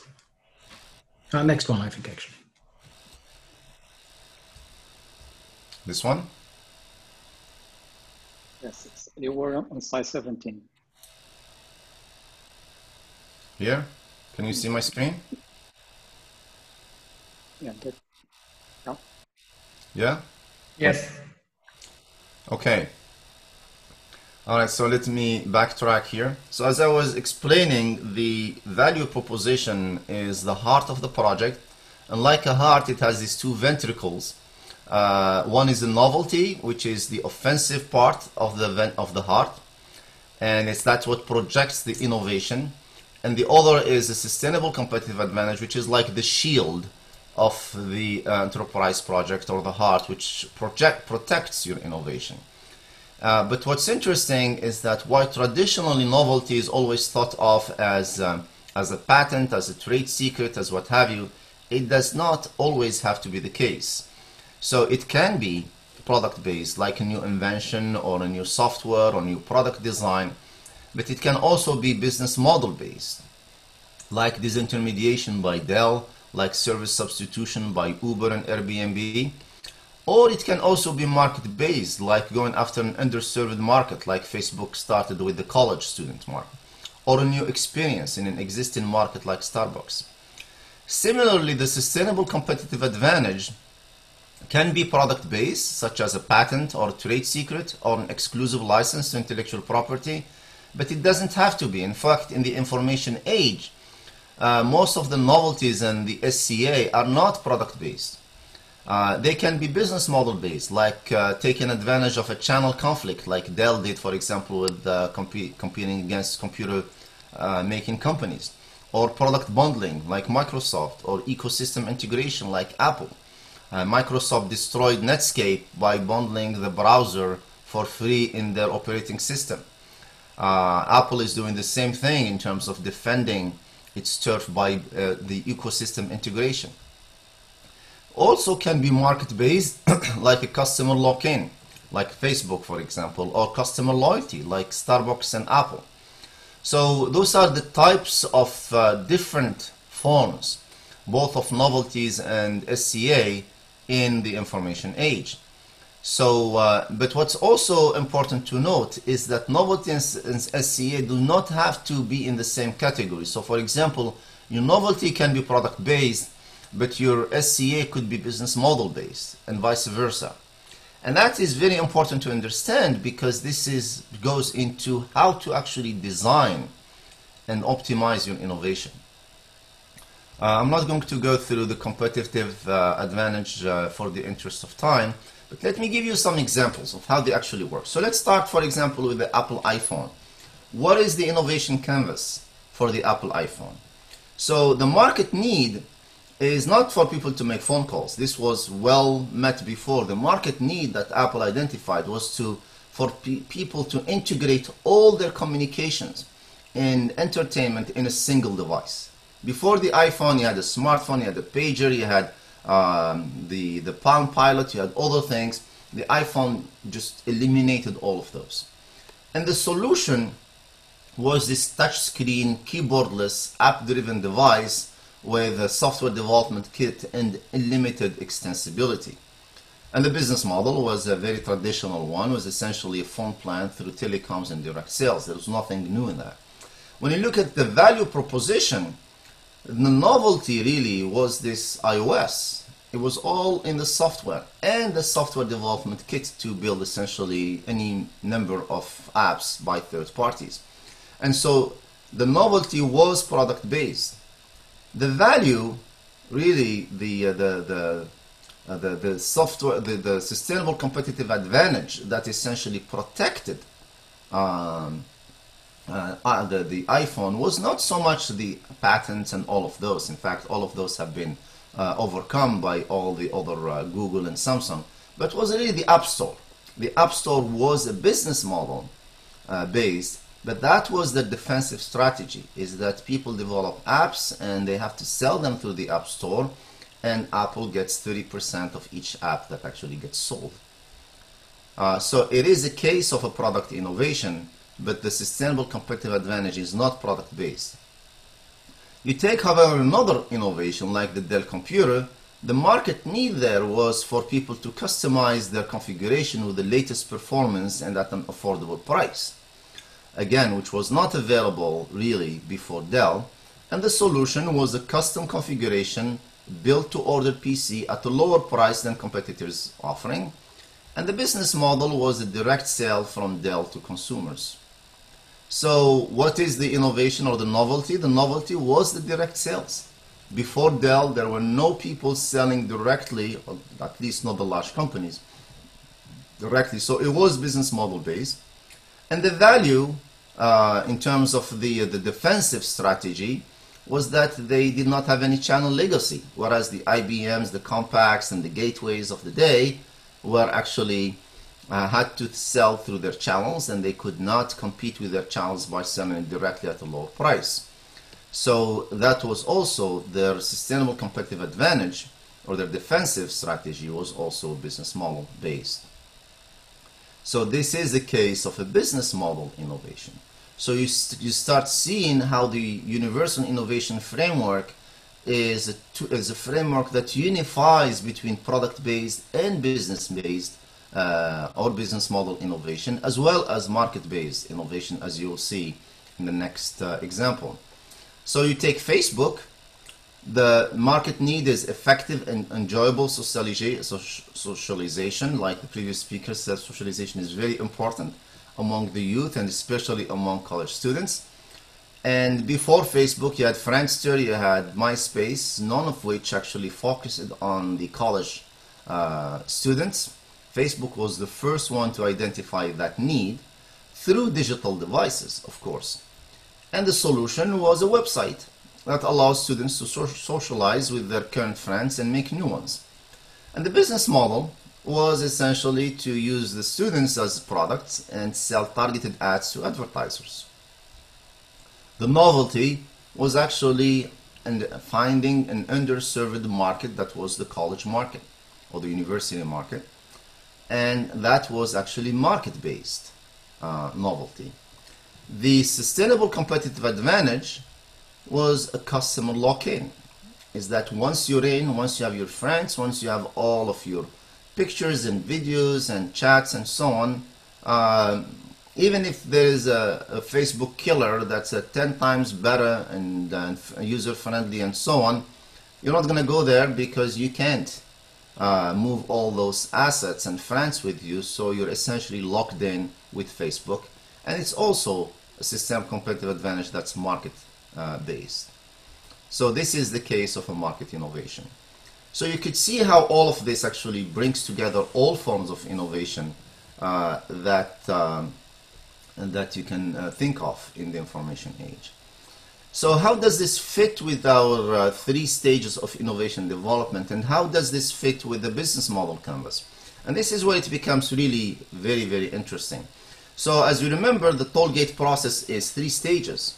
So in the first stage, it's the opportunity identification or the customer discovery, where we go essentially through primary and secondary market research to identify and size the market, understand the solution benefits by developing low fidelity prototype, do a novelty check by doing extensive competitive analysis, state the unique value proposition, do intellectual property analysis to make sure we have freedom to operate and there is an IP protection strategy, clearly articulate the sustainable competitive advantage, what is the business model that's going to deliver and make money as well as be affordable to the customer, and understand the value chain analysis.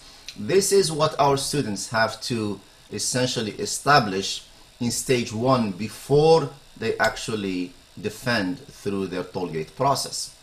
What you see is that these elements have some key boxes of the business model canvas, of the lean canvas. This is 1, 2, 3, BMC 5, BMC 6. So you see that they're actually filling out a portion of the business model canvas, not all of it, however, and they're validating it on stage 1. So this provides a roadmap for how to actually approach the business model canvas in stages rather than all at once. And this is what essentially those map into the Universal Innovation Framework, because it's actually the same framework, and as you see, it's an iterative approach to filling out several pieces of the framework as they go. So in stage 1, you start with these 5 elements in the market need: problem statement, market size, customer pain, customer gains, competitive analysis. And then you go to the solution, how it's going to work to actually meet that market need, what are the customer requirements, what's the low fidelity prototype, do an IP analysis, and then go to the revenue model and the value chain analysis in the business model canvas. Of course, you start with the unique value proposition and what is the sustainable competitive advantage. So some of the cross activities is the market research that ties the market need with the solution. Now you go to stage 2, and then it's the market and technology development and the customer validation creation. So you have in-depth market research, you have market and customer segment, customer profile and personas, the market sizing in dollars of revenues to the firm, the proof of concept development, both in terms of technical feasibility and commercial viability, the sales channels development, and the draft financial plan development. And here you see now the remaining boxes of the business model canvas, and some of them are actually augmented, like the number 4, number 2, number 7, boxes number 7 and 8. And then, of course, the draft financial plan has boxes number 4, 6, 7, and 9. So at stage 2, at the completion of stage 2, the lean business model canvas is actually completed at that stage. But the Universal Innovation Framework is not. It has now more elements to it, like in-depth primary market research, customer profile, personas, product pricing for market need. It has now more of a POC development in terms of technical feasibility in the solution. Now you see that the business model box is becoming more, requires more attention, such as the proof of concept development in terms of commercial viability, the sales channel development, and the draft financial plan. And now you see some also cross activities in terms of production cost between the solution and the business model canvas that are very important. So at this stage, the business model canvas is completed. However, the Universal Innovation Framework is not yet. So you have essentially validated all the boxes of the business model canvas in a dynamic way. What's interesting is that also the UIF ties up with the design thinking process, because essentially in the design thinking process, where you go from empathy, empathize, to define, to ideate, to prototype and test, this takes you essentially, it straddles the stage 1 and stage 2 of the UIF. So the UIF actually integrates very well and in a very seamless and dynamic way the design thinking process. This is why you don't really need to take design thinking process class or design thinking class when you're actually learning the UIF. However, what the design thinking process lacks, that is part of the UIF, is that it lacks the business model canvas and the sustainable competitive advantage. And that's one of the key gaps,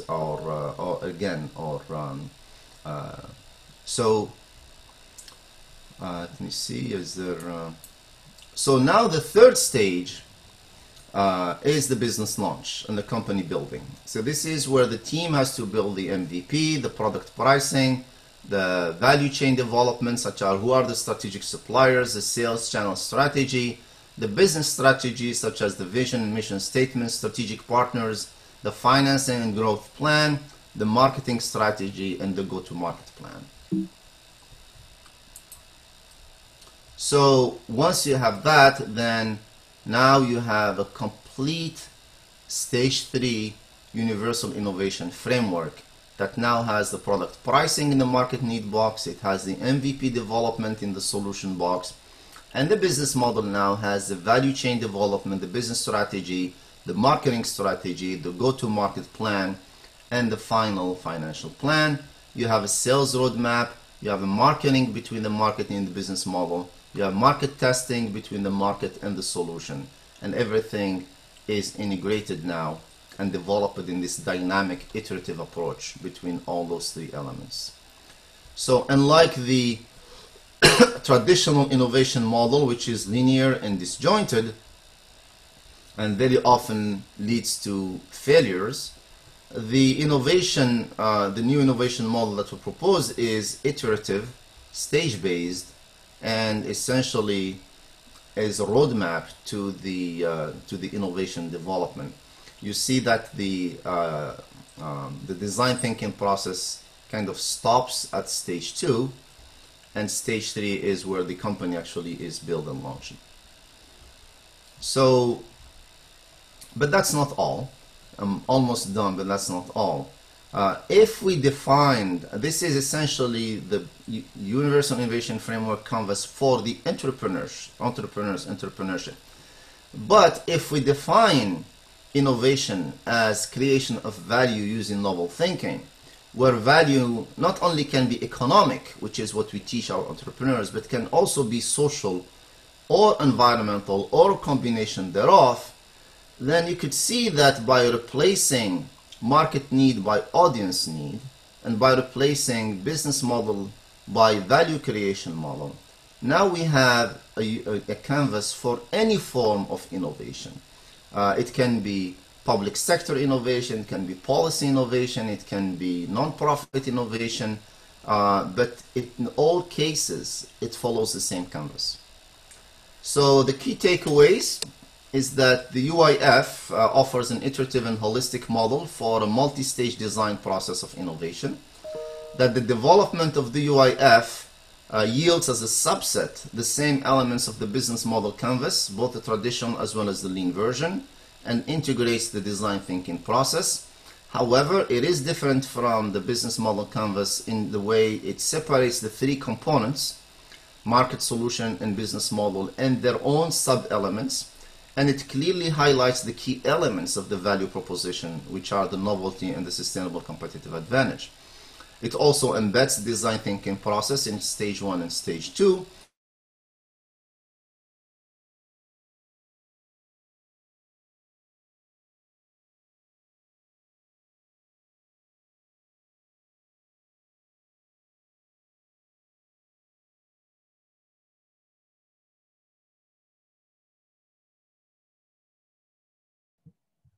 Same problem apparently.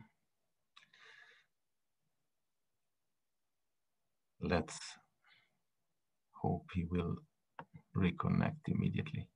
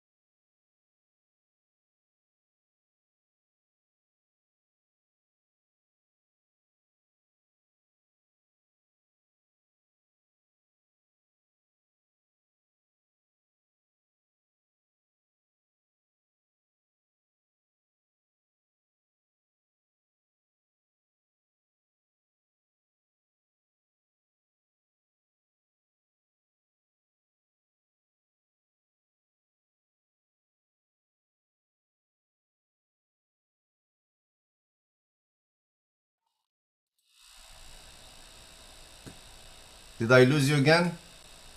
Yes, 2-3 minutes ago. So probably it's 1 or 2 slides. Yeah, I think I had my, allow me to share my screen again. Yeah.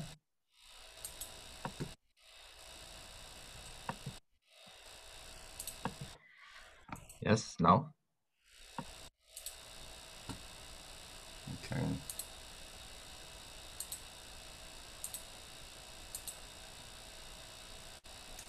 So is this what I lost you? Can you see my screen? Yes. Yes, you can take it from there. Yeah, so as I said, the key takeaways is that the Universal Innovation Framework is an iterative and holistic model for multi-stage design, process, and management of innovation. It does include as a subset the same elements of the business model canvas. However, it's different in the sense that it separates the key components, the market solution and business model, and their own sub-elements. So they are more visible and more delineated from each other. But more importantly, it highlights the key elements of the value proposition, which are the novelty and the sustainable competitive advantage. It also embeds the design thinking process in its stage 1 and 2. And more importantly, we find that it provides a clear roadmap for the design and management of any innovation process, not just entrepreneurship. So it can be used for policy development, for non-profit, for public sector innovation, for environmental and social innovation, and a combination thereof. So it depends how you define value creation. Once you have defined that value creation, then you can use the same framework and the same canvas to develop the innovation process for that value. So that's it, and I apologize for all of the hiccups we've had here. I hope this was still useful. Thank you very much. And we know that nowadays this is what happens most of the time, so no big surprise. We managed to complete, and we move right away, if you can still be with us, to the panel discussion. I already introduced it while you were not here, so we can just give the floor to Luis and ask everybody who is in the panel to be ready to answer his questions. Sure. Okay, Mirko, how long do you have? Because this is... Yeah, we allocated half an hour. I think we can stick to that because it would mean just finishing 10 minutes later, and then we can also start 10 minutes later the afternoon session before everybody checks in anyway. It's always a 10 minutes buffer. So until, well, 1:15 Central European time. Okay, so my first question to the panel is, this project is about entrepreneurship education, and let's go to the basics and understand why do you need to do this at universities. We see several approaches here, and Lofty presented an interesting one. But one of the questions is, our goal is to create entrepreneurs, or is to change the mindset of students? If it's creating entrepreneurs, are you competing against Y Combinator and Founders Institutes? Why should universities do that? On that, any comments on that subject would be interesting enough. Let's start maybe with Kent. You want to start, Kent? Yes, thank you. Well, why is it important? I think that there are many reasons. What comes to mind is the relevance of entrepreneurial engineers and of the engineering profession is somewhat changing, I think. We had at the Scandinavian Academy of Management and Industrial Engineering conference in the fall, we had a forecasting session looking at the threats and opportunities for entrepreneurial education for engineers linked to this project. And what we could see that 50, 100 years ago, engineers were very involved in innovation, creating, building new companies and so on. There's some differences over countries, but still they were trailblazers and pioneers to a large extent. while the risk might be that they are now absorbed into large companies and are passive problem solvers in the future. That's one of the risk scenarios we're looking at. And in parallel to that, we need to be good at training engineers in entrepreneurship education and also other types of students, because if universities can't keep up, and entrepreneurial individuals find that knowledge other places, we lose relevance, and the society will lose some of the competences that we can uniquely contribute with. So my take on that is that we need to keep up here to stay relevant and to have engineers in the leadership of innovation and change. Okay, Lottie, want to share your opinion on this? Yes, absolutely. I think it's a much deeper problem. In some ways, universities reflect the wealth creation process and the economic process of industry, and I think universities to this day are still stuck in the old Adam Smith process, wealth creation, wealth of nations, where he recommended specialization as the way to create more efficiencies in the economy. And so universities have taken on essentially upon them to specialize engineers and non-engineers into very particular disciplines, which are now vertically oriented, to go and serve that economy to continue to grow it. Essentially, they've been training people to go get a career position at an established company and do the same thing as efficiently as they can for the rest of their life. And the name of the game, because it was efficiency, you grow the economy by essentially doing more with less resources. That has changed in the information economy and the knowledge economy. The name of the game is knowledge, and knowledge is not a scarce resource, it's abundant. And also the name of the game is not deep disciplines, but rather multidisciplinarity, because the complex problems that we have to tackle are more than multidisciplinary, they're transdisciplinary. It means that the solutions sit at the edges of those disciplines.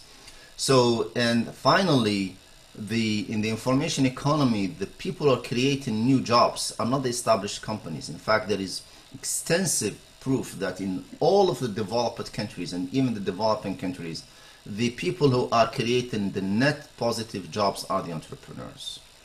So that means universities have to deeply transform themselves into moving away from the disciplinary approach to a multidisciplinary approach, to actually training people to go create their own jobs or participate in the growth of newly established startups. So that brings us to three elements, is that universities have to move into more multidisciplinary approach of training, into preparing kids to become more entrepreneurial. That means not people who are going to found companies, but people who are going to join those new startups. But however, working for a startup, if you go to Silicon Valley, is very different than working for an established company. It's not a 9-to-5 job. It's not a stable paycheck. It's not a career option. It is a small paycheck with the lower stock options, long hours, sleeping and eating and playing into the startup, and having very different expectations, which means going in with a very different mindset. And this is, I think, one of the secrets of Silicon Valley, is that all the failed startups that fail there, and there are a lot of them, actually are feedstock to those startups that become very successful. A startup cannot be successful just with its founders. It can only be successful if it is able to recruit hundreds, eventually thousands of employees with the entrepreneurial mindset. And universities need to play a bigger role in preparing students with that entrepreneurial mindset, instead of preparing them to go and be a mechanical engineer for the next 30 years in an established company, which, by the way, is not a viable career option these days. Thank you. Kalle, you have a view on this? Okay, so I kind of agree with both Kent and Lofty on some points, but not all. So I believe that all university graduates need entrepreneurial capabilities in the future. Doesn't matter where they go, they need to be able to kind of build the future. And that's why we have now started to use this kind of slogan of build like an entrepreneur. whatever you will do in the future, you will build the future. You will need to build your own position, even corporations, in universities or whatever. There's basically, officially there's something like career tracks, but in reality, you need to build your future yourselves. And there's this kind of old-fashioned already kind of T-shaped skills profile that you have the deep knowledge of your specialty, your master's program, and then you have the more general skills. And in my understanding, the more general skills are basically entrepreneurial and working life skills, how to collaborate with other people, how to get more stuff done in real world. And this is why we need to teach these entrepreneurial skills and capabilities to all students. And even though in Kent's presentation, Aalto was shown as this really entrepreneurial university, but still, from my point of view, maybe 1 out of 10 Aalto students really studies entrepreneurship, and the rest of the students then use these skills for something different. While they are studying, they are learning the skills, but they don't call it entrepreneurship. They don't call the skills entrepreneurial capabilities. So we have been, for example, teaching electrical engineers product development, but in reality, they basically go through this kind of lean startup skill set, and we call that lean startup only after they have done the projects, because they would not be motivated in startup as such, but they are really motivated in building something new, building something better than existed previously. Yeah, this also figured in the chat before that entrepreneurship might scare away some students because they're not wanting to be founders. Yes, and also, okay, in technical universities, we don't have this problem, but in more general universities, there are people who think that entrepreneurs are bad people who exploit other people for profit, destroying the Western civilization in Nordic countries, destroying our kind of well-being state. And that's a real problem in some universities.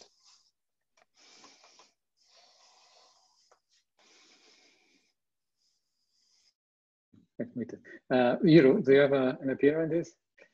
I like all of the answers. They are really insightful. From my perspective, I could tell more or less from the practical perspective, like why entrepreneurial skills or the kind of open mindset and taking responsibility is really, really important. So I used to work as a CEO of this hackathon organizer, and we did events which are filled with a lot of uncertainty. Basically like during 1 year we had to gather around €1 million, so that was a goal, and that was just, you know, build an event and gather the money.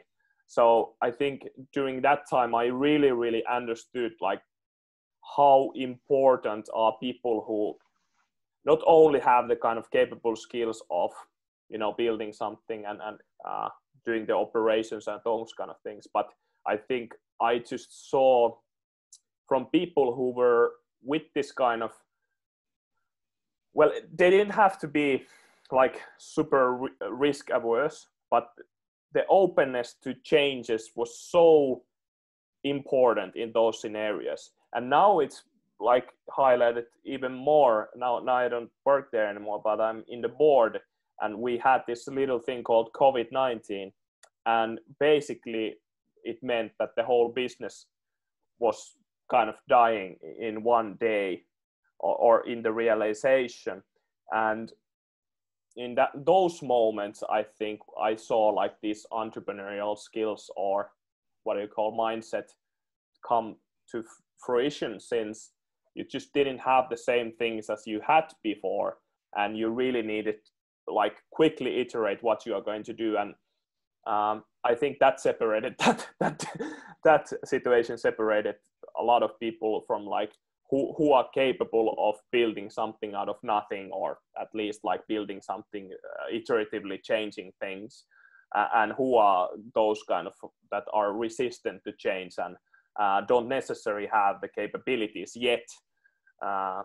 So I think like there's differences like between like the capabilities of an entrepreneur and the mindset, but in general view, I think these are all positives, since the environment which we live in, or the societies and these kind of situations, just tend to highlight the importance of these kind of skills. Okay, thank you. I think more or less everyone agree that changing the mindset of students is an important component of this. But I think universities has another problem. Is previously, if you want to measure if you're doing the right job, you just measure the employability of your students. If your students are looked for by the university, you are putting the knowledge in the head of the students very well. How are you going to measure this? How are you going to measure if entrepreneurial education is doing the right job? Because if you measure startups, you have to wait a long time to get the results. Maybe an idea from Lofty, measure the number of students that go to work for startups, for instance, might be an interesting idea. How are you going to measure if universities are doing the right job in entrepreneurship education? Kent? Yeah, thank you.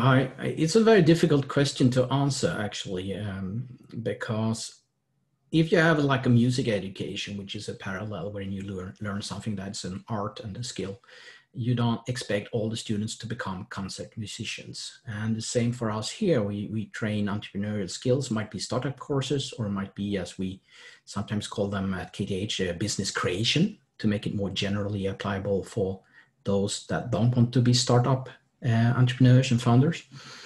And it's hard to say then how to measure the outcome, but it's extremely important because this increasing need for broad interdisciplinary skills and competence persons is in contrast or in conflict with some trends we see where there's an increased emphasis on expertise, like harder competition for jobs, or more focus on publications in the university world, and maybe new public management coming into university governance, which also has tighter control systems.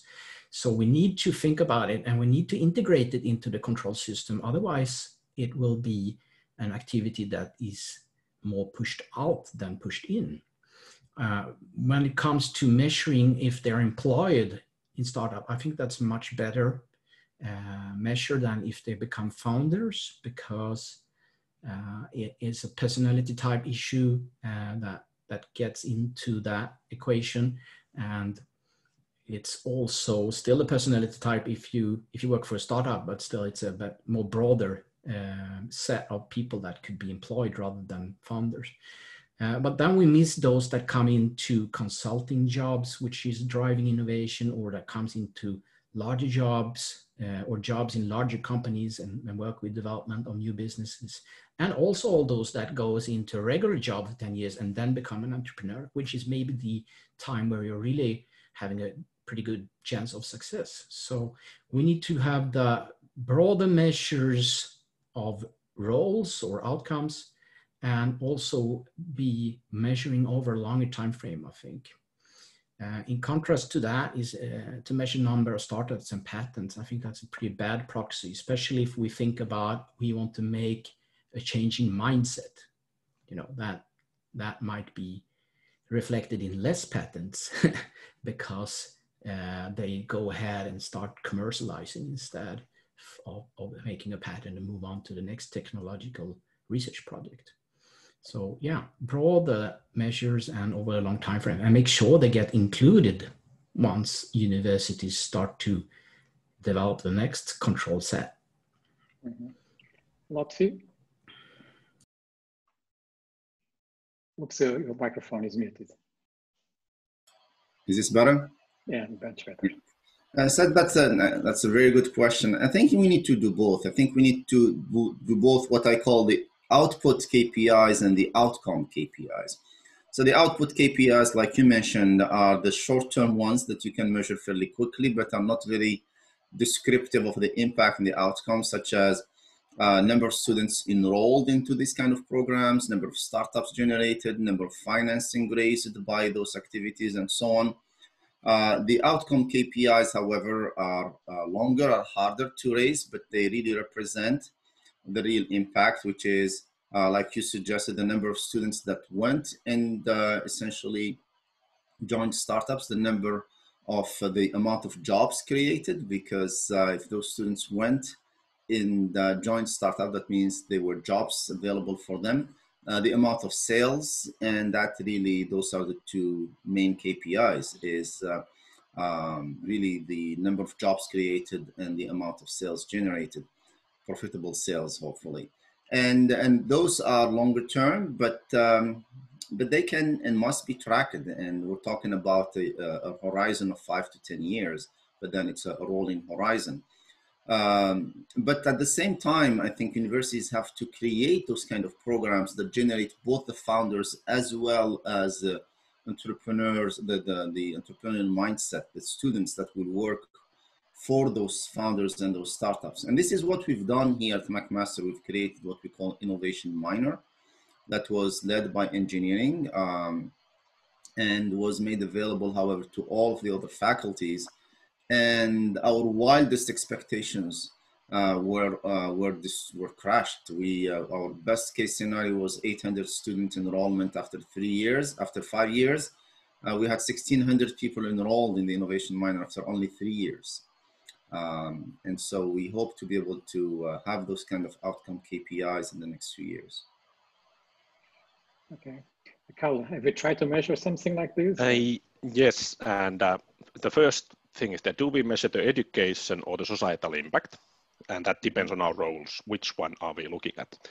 And I think that there are a lot of vanity metrics that are easy to measure, but don't actually measure the right things. Like the number of startups. I used the example in Aalto that if you start a one-person consulting company, you can deduct your school books in your taxation. So if somebody tells me that the number of companies is the measurement for me, I will go to a big lecture hall, tell you, hey, students, do you want to tax deduct your books? Start a one-person consulting company. And I will hit that metric. Of course, there's no business basic. Some of those might be successful, might not be successful. This is this really, really kind of tricky incentive question here. And the kind of the best metrics from my point of view are qualitative. Quantitative metrics are really hard in here, but success stories where the kind of logic holds that these guys actually helped me first to learn what to do and then be successful in this. And that seems to be the most effective way of communicating that does make sense. Of course, the survivorship bias and all of that comes into that point, but still, I think that's better than looking into investments or sales or that kind of numbers, because there's also the kind of problem of like silent evidence. So many people who would know, would be really good in all of this methodology that you showed now. The outcome would be that there is no business here. Let's kill the project. We lost like 6 months. There's no point in doing this. And this is a huge success for both the individuals and the society. So 0 investment, 0 sales, a huge success. And this is really hard to show if you measure these numbers. And this, I think that most people now in this call kind of share the same understanding. But then people who are making the choices for funding might not understand that not doing something is really, really successful outcome in most of the cases. And then, of course, if you think of the education part, not the societal impact part, then there are process metrics. So, for example, we believe now that we want all the students to learn these capabilities. And we can measure the learning outcomes, not the thing whether they want to start a company or do they start a company, but certain skills. We do have some background in education, do have some background in measuring what the students can do, and whether they can make a conscious choice, should I start a company or not? So this is my kind of monologue without preparing for now, saying that it's hard, so I like to tell stories, especially stories that look good after the fact. And I think it's a great idea because you can capitalize on alumni that can provide in-person feedback that the importance of this education for their careers.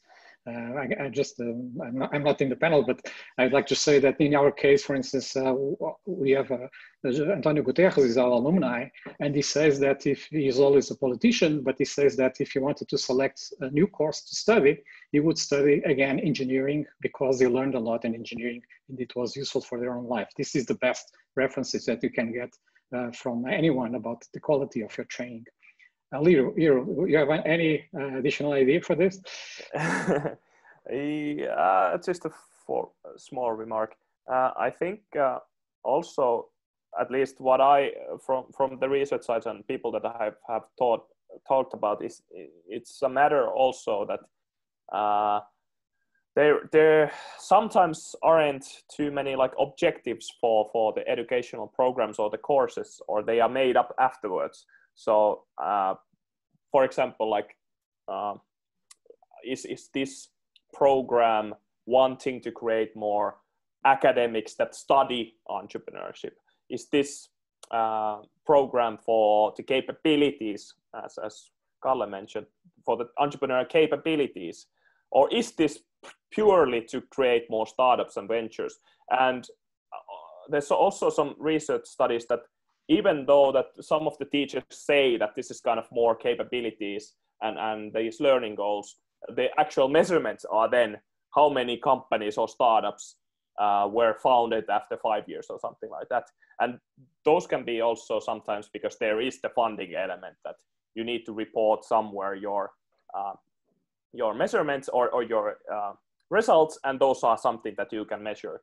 But for me, from the student perspective as well, I really don't like the thing that I found in many studies, that they focus on the intentions to become an entrepreneur, basically create a company or startup, because I'm from my background more or less like computer scientist, and it would be really weird that if my course content from there, I want to learn the practical tools, but if the course content was intended for me to becoming an, program and to get excited about, well, of course there is that part, but I would much prefer the content side than somebody trying to inspire me, because if I'm inspired, I will search for those venues as well. So I think the educational part, I would emphasize kind of the finding out the capabilities, and those are more general that you can also use in your real life, whether or not you become a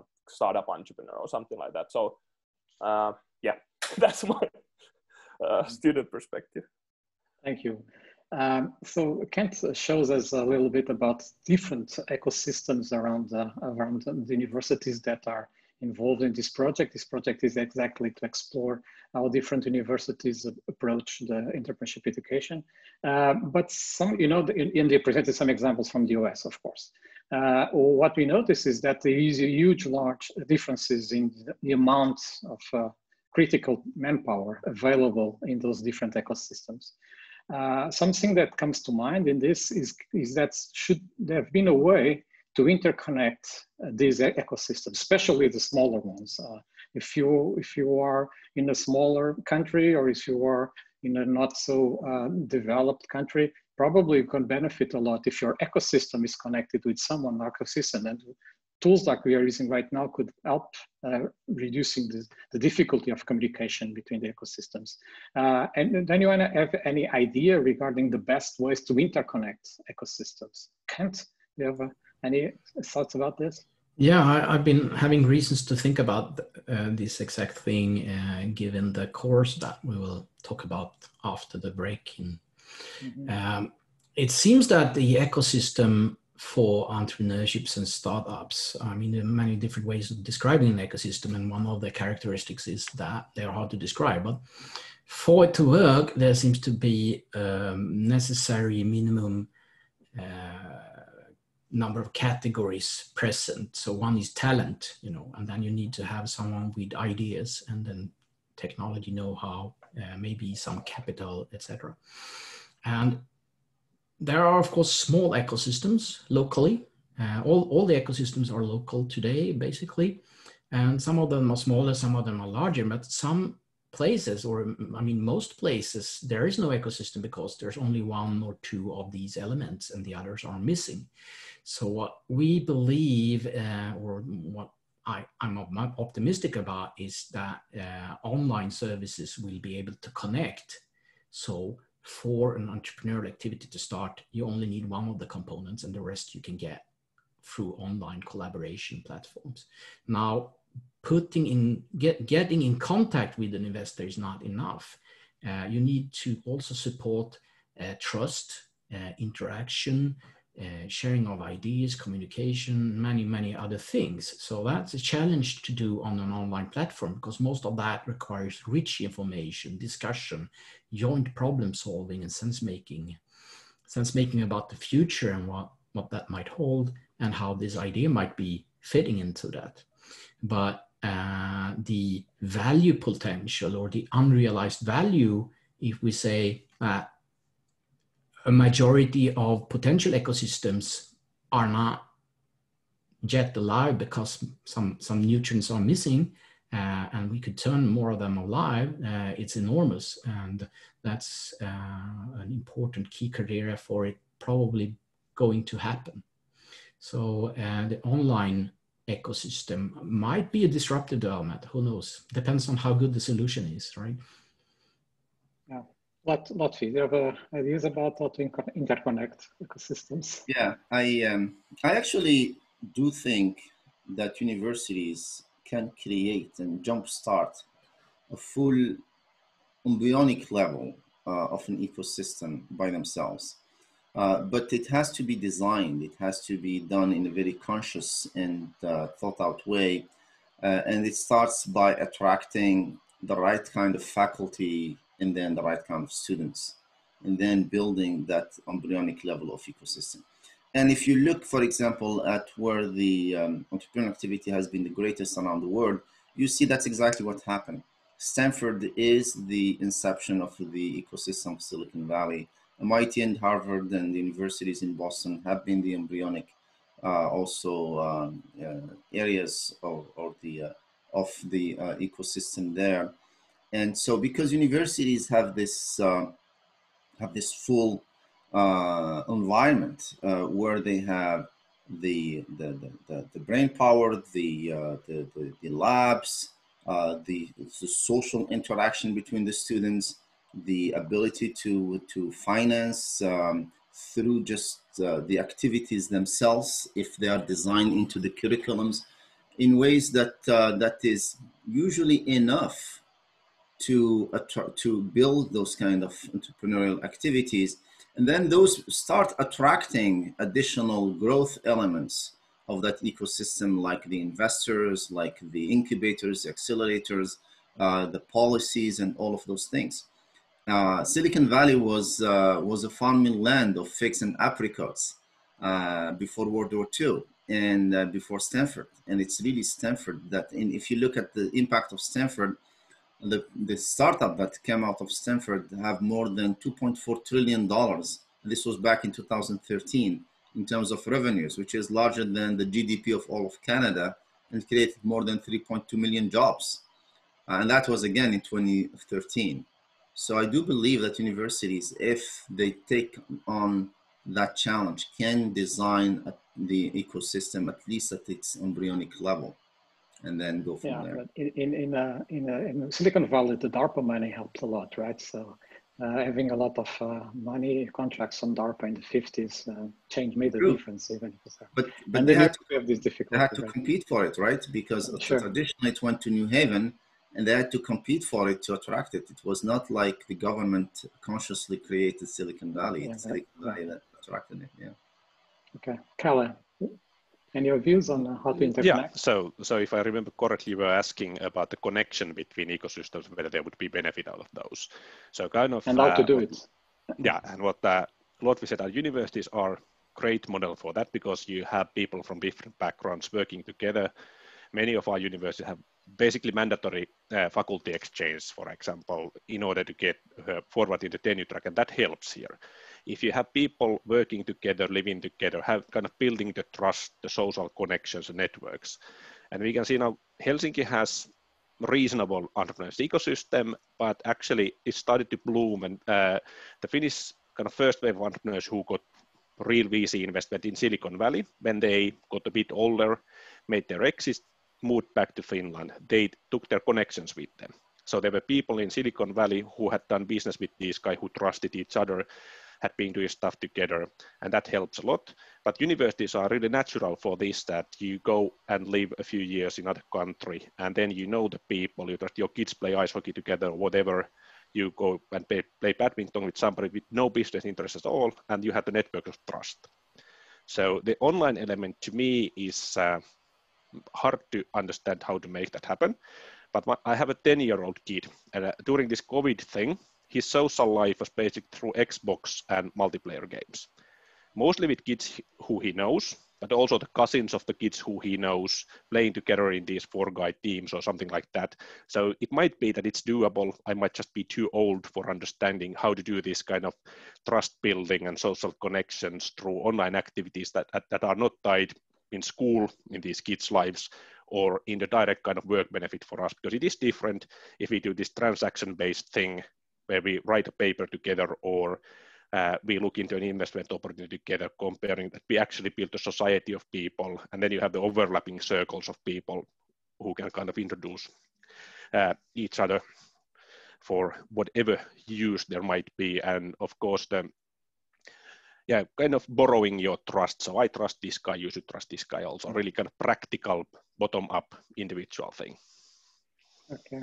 Here, in your study, did you find any interconnections between these ecosystems? This is really a difficult question. I mean, yes, there are connections, but this is also the definition part. Like, are they ecosystems working with another ecosystem, or are they networks of people?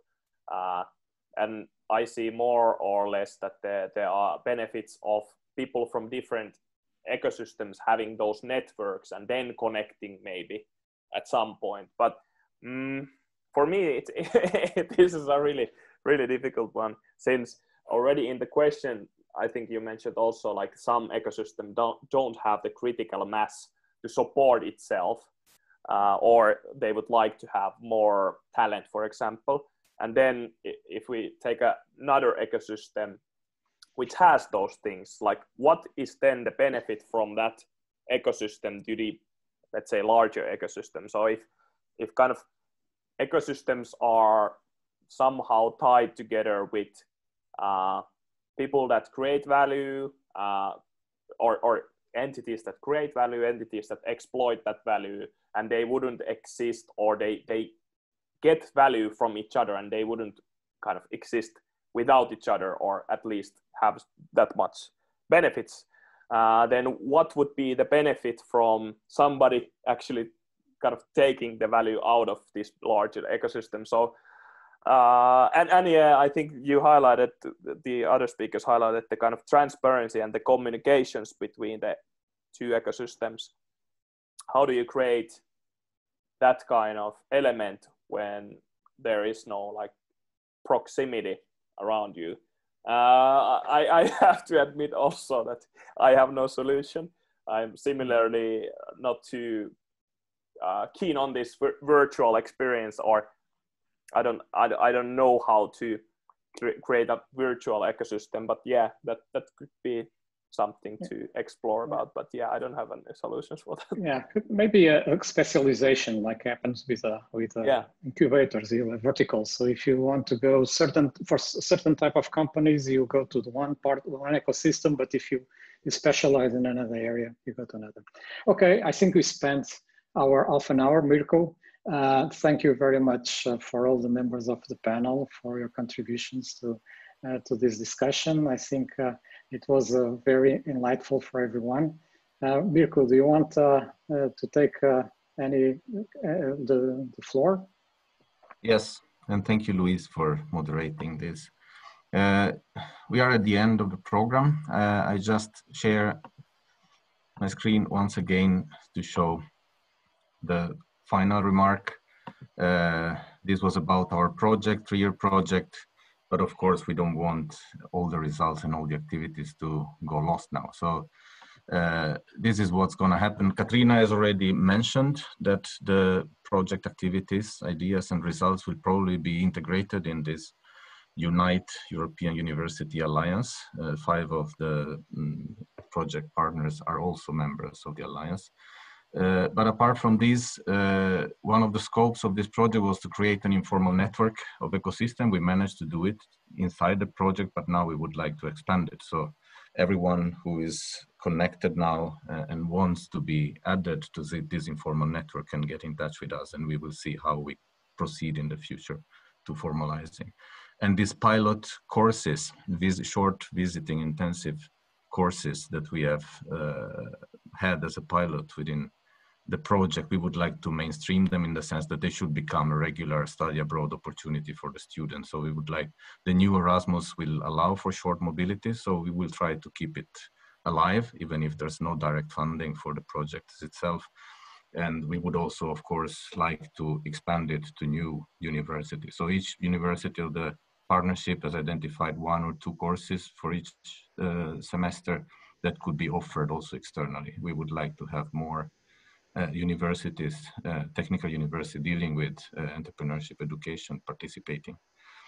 And following Eero's example, there were also talks that we could have more master thesis projects in the future. Of course, in the scope and time of one master thesis, you cannot cover everything. So there are many more angles and many other universities that could be compared and studied, and different ecosystems that can be looked into. So this is something that we will do within Unite, but also externally. So everybody who has attended this session is invited to get in touch with us. And this being said, I just want to thank all the speakers and all the participants to take the time. I also want to mention, apart from the colleagues you met, the other members of the team that haven't had any slots allocated, like Elina from Alto, Joanna from IST, Nihal from Darmstadt, Alessandro and Giuliano from Torino, Wouter and Wim from KU Leuven, and Dan from Trinity College, Dublin. So we stop here. Everything will be has been recorded. Everything will be shared, all the presentations. And for those of you who want to stay with us and attend the Student Olympics, as agreed, we will start maybe 15 minutes later. So 2:15 Central European time. I will always be connected, so you can stay connected, connect then, and listen to more concrete results of our final online course. So thank you, everybody, and see you again to those who will not be here in the afternoon, and see you later to those who will stay with us. Just one question, Nico. Yes. Mentioned staying in contact with this Unite project and all these interesting things and continued mobility and so on. What would be a good contact point for those interested in being involved here? Because we have a lot of persons now that's showing an interest, and yeah. I think I will send a specific message to all the registered participants, providing my contact and yours maybe as an entry point, and then we will discuss it with the rest of the team. Everybody has received the invitation from me, so they all have my email address, but we will send a reminder, of course, maybe with more detailed information of what we expect from them, if that's a good way to proceed. Okay. Thank you very much then, and see you later. Thank you. Hey everyone, and really happy and honored to be part of you here. Thank you for taking your time so early in the morning. Have a great event. Take care. Thank you. Bye-bye. Thank you from my part as well. It was a pleasure to be involved in this. Thank you to you. Hello.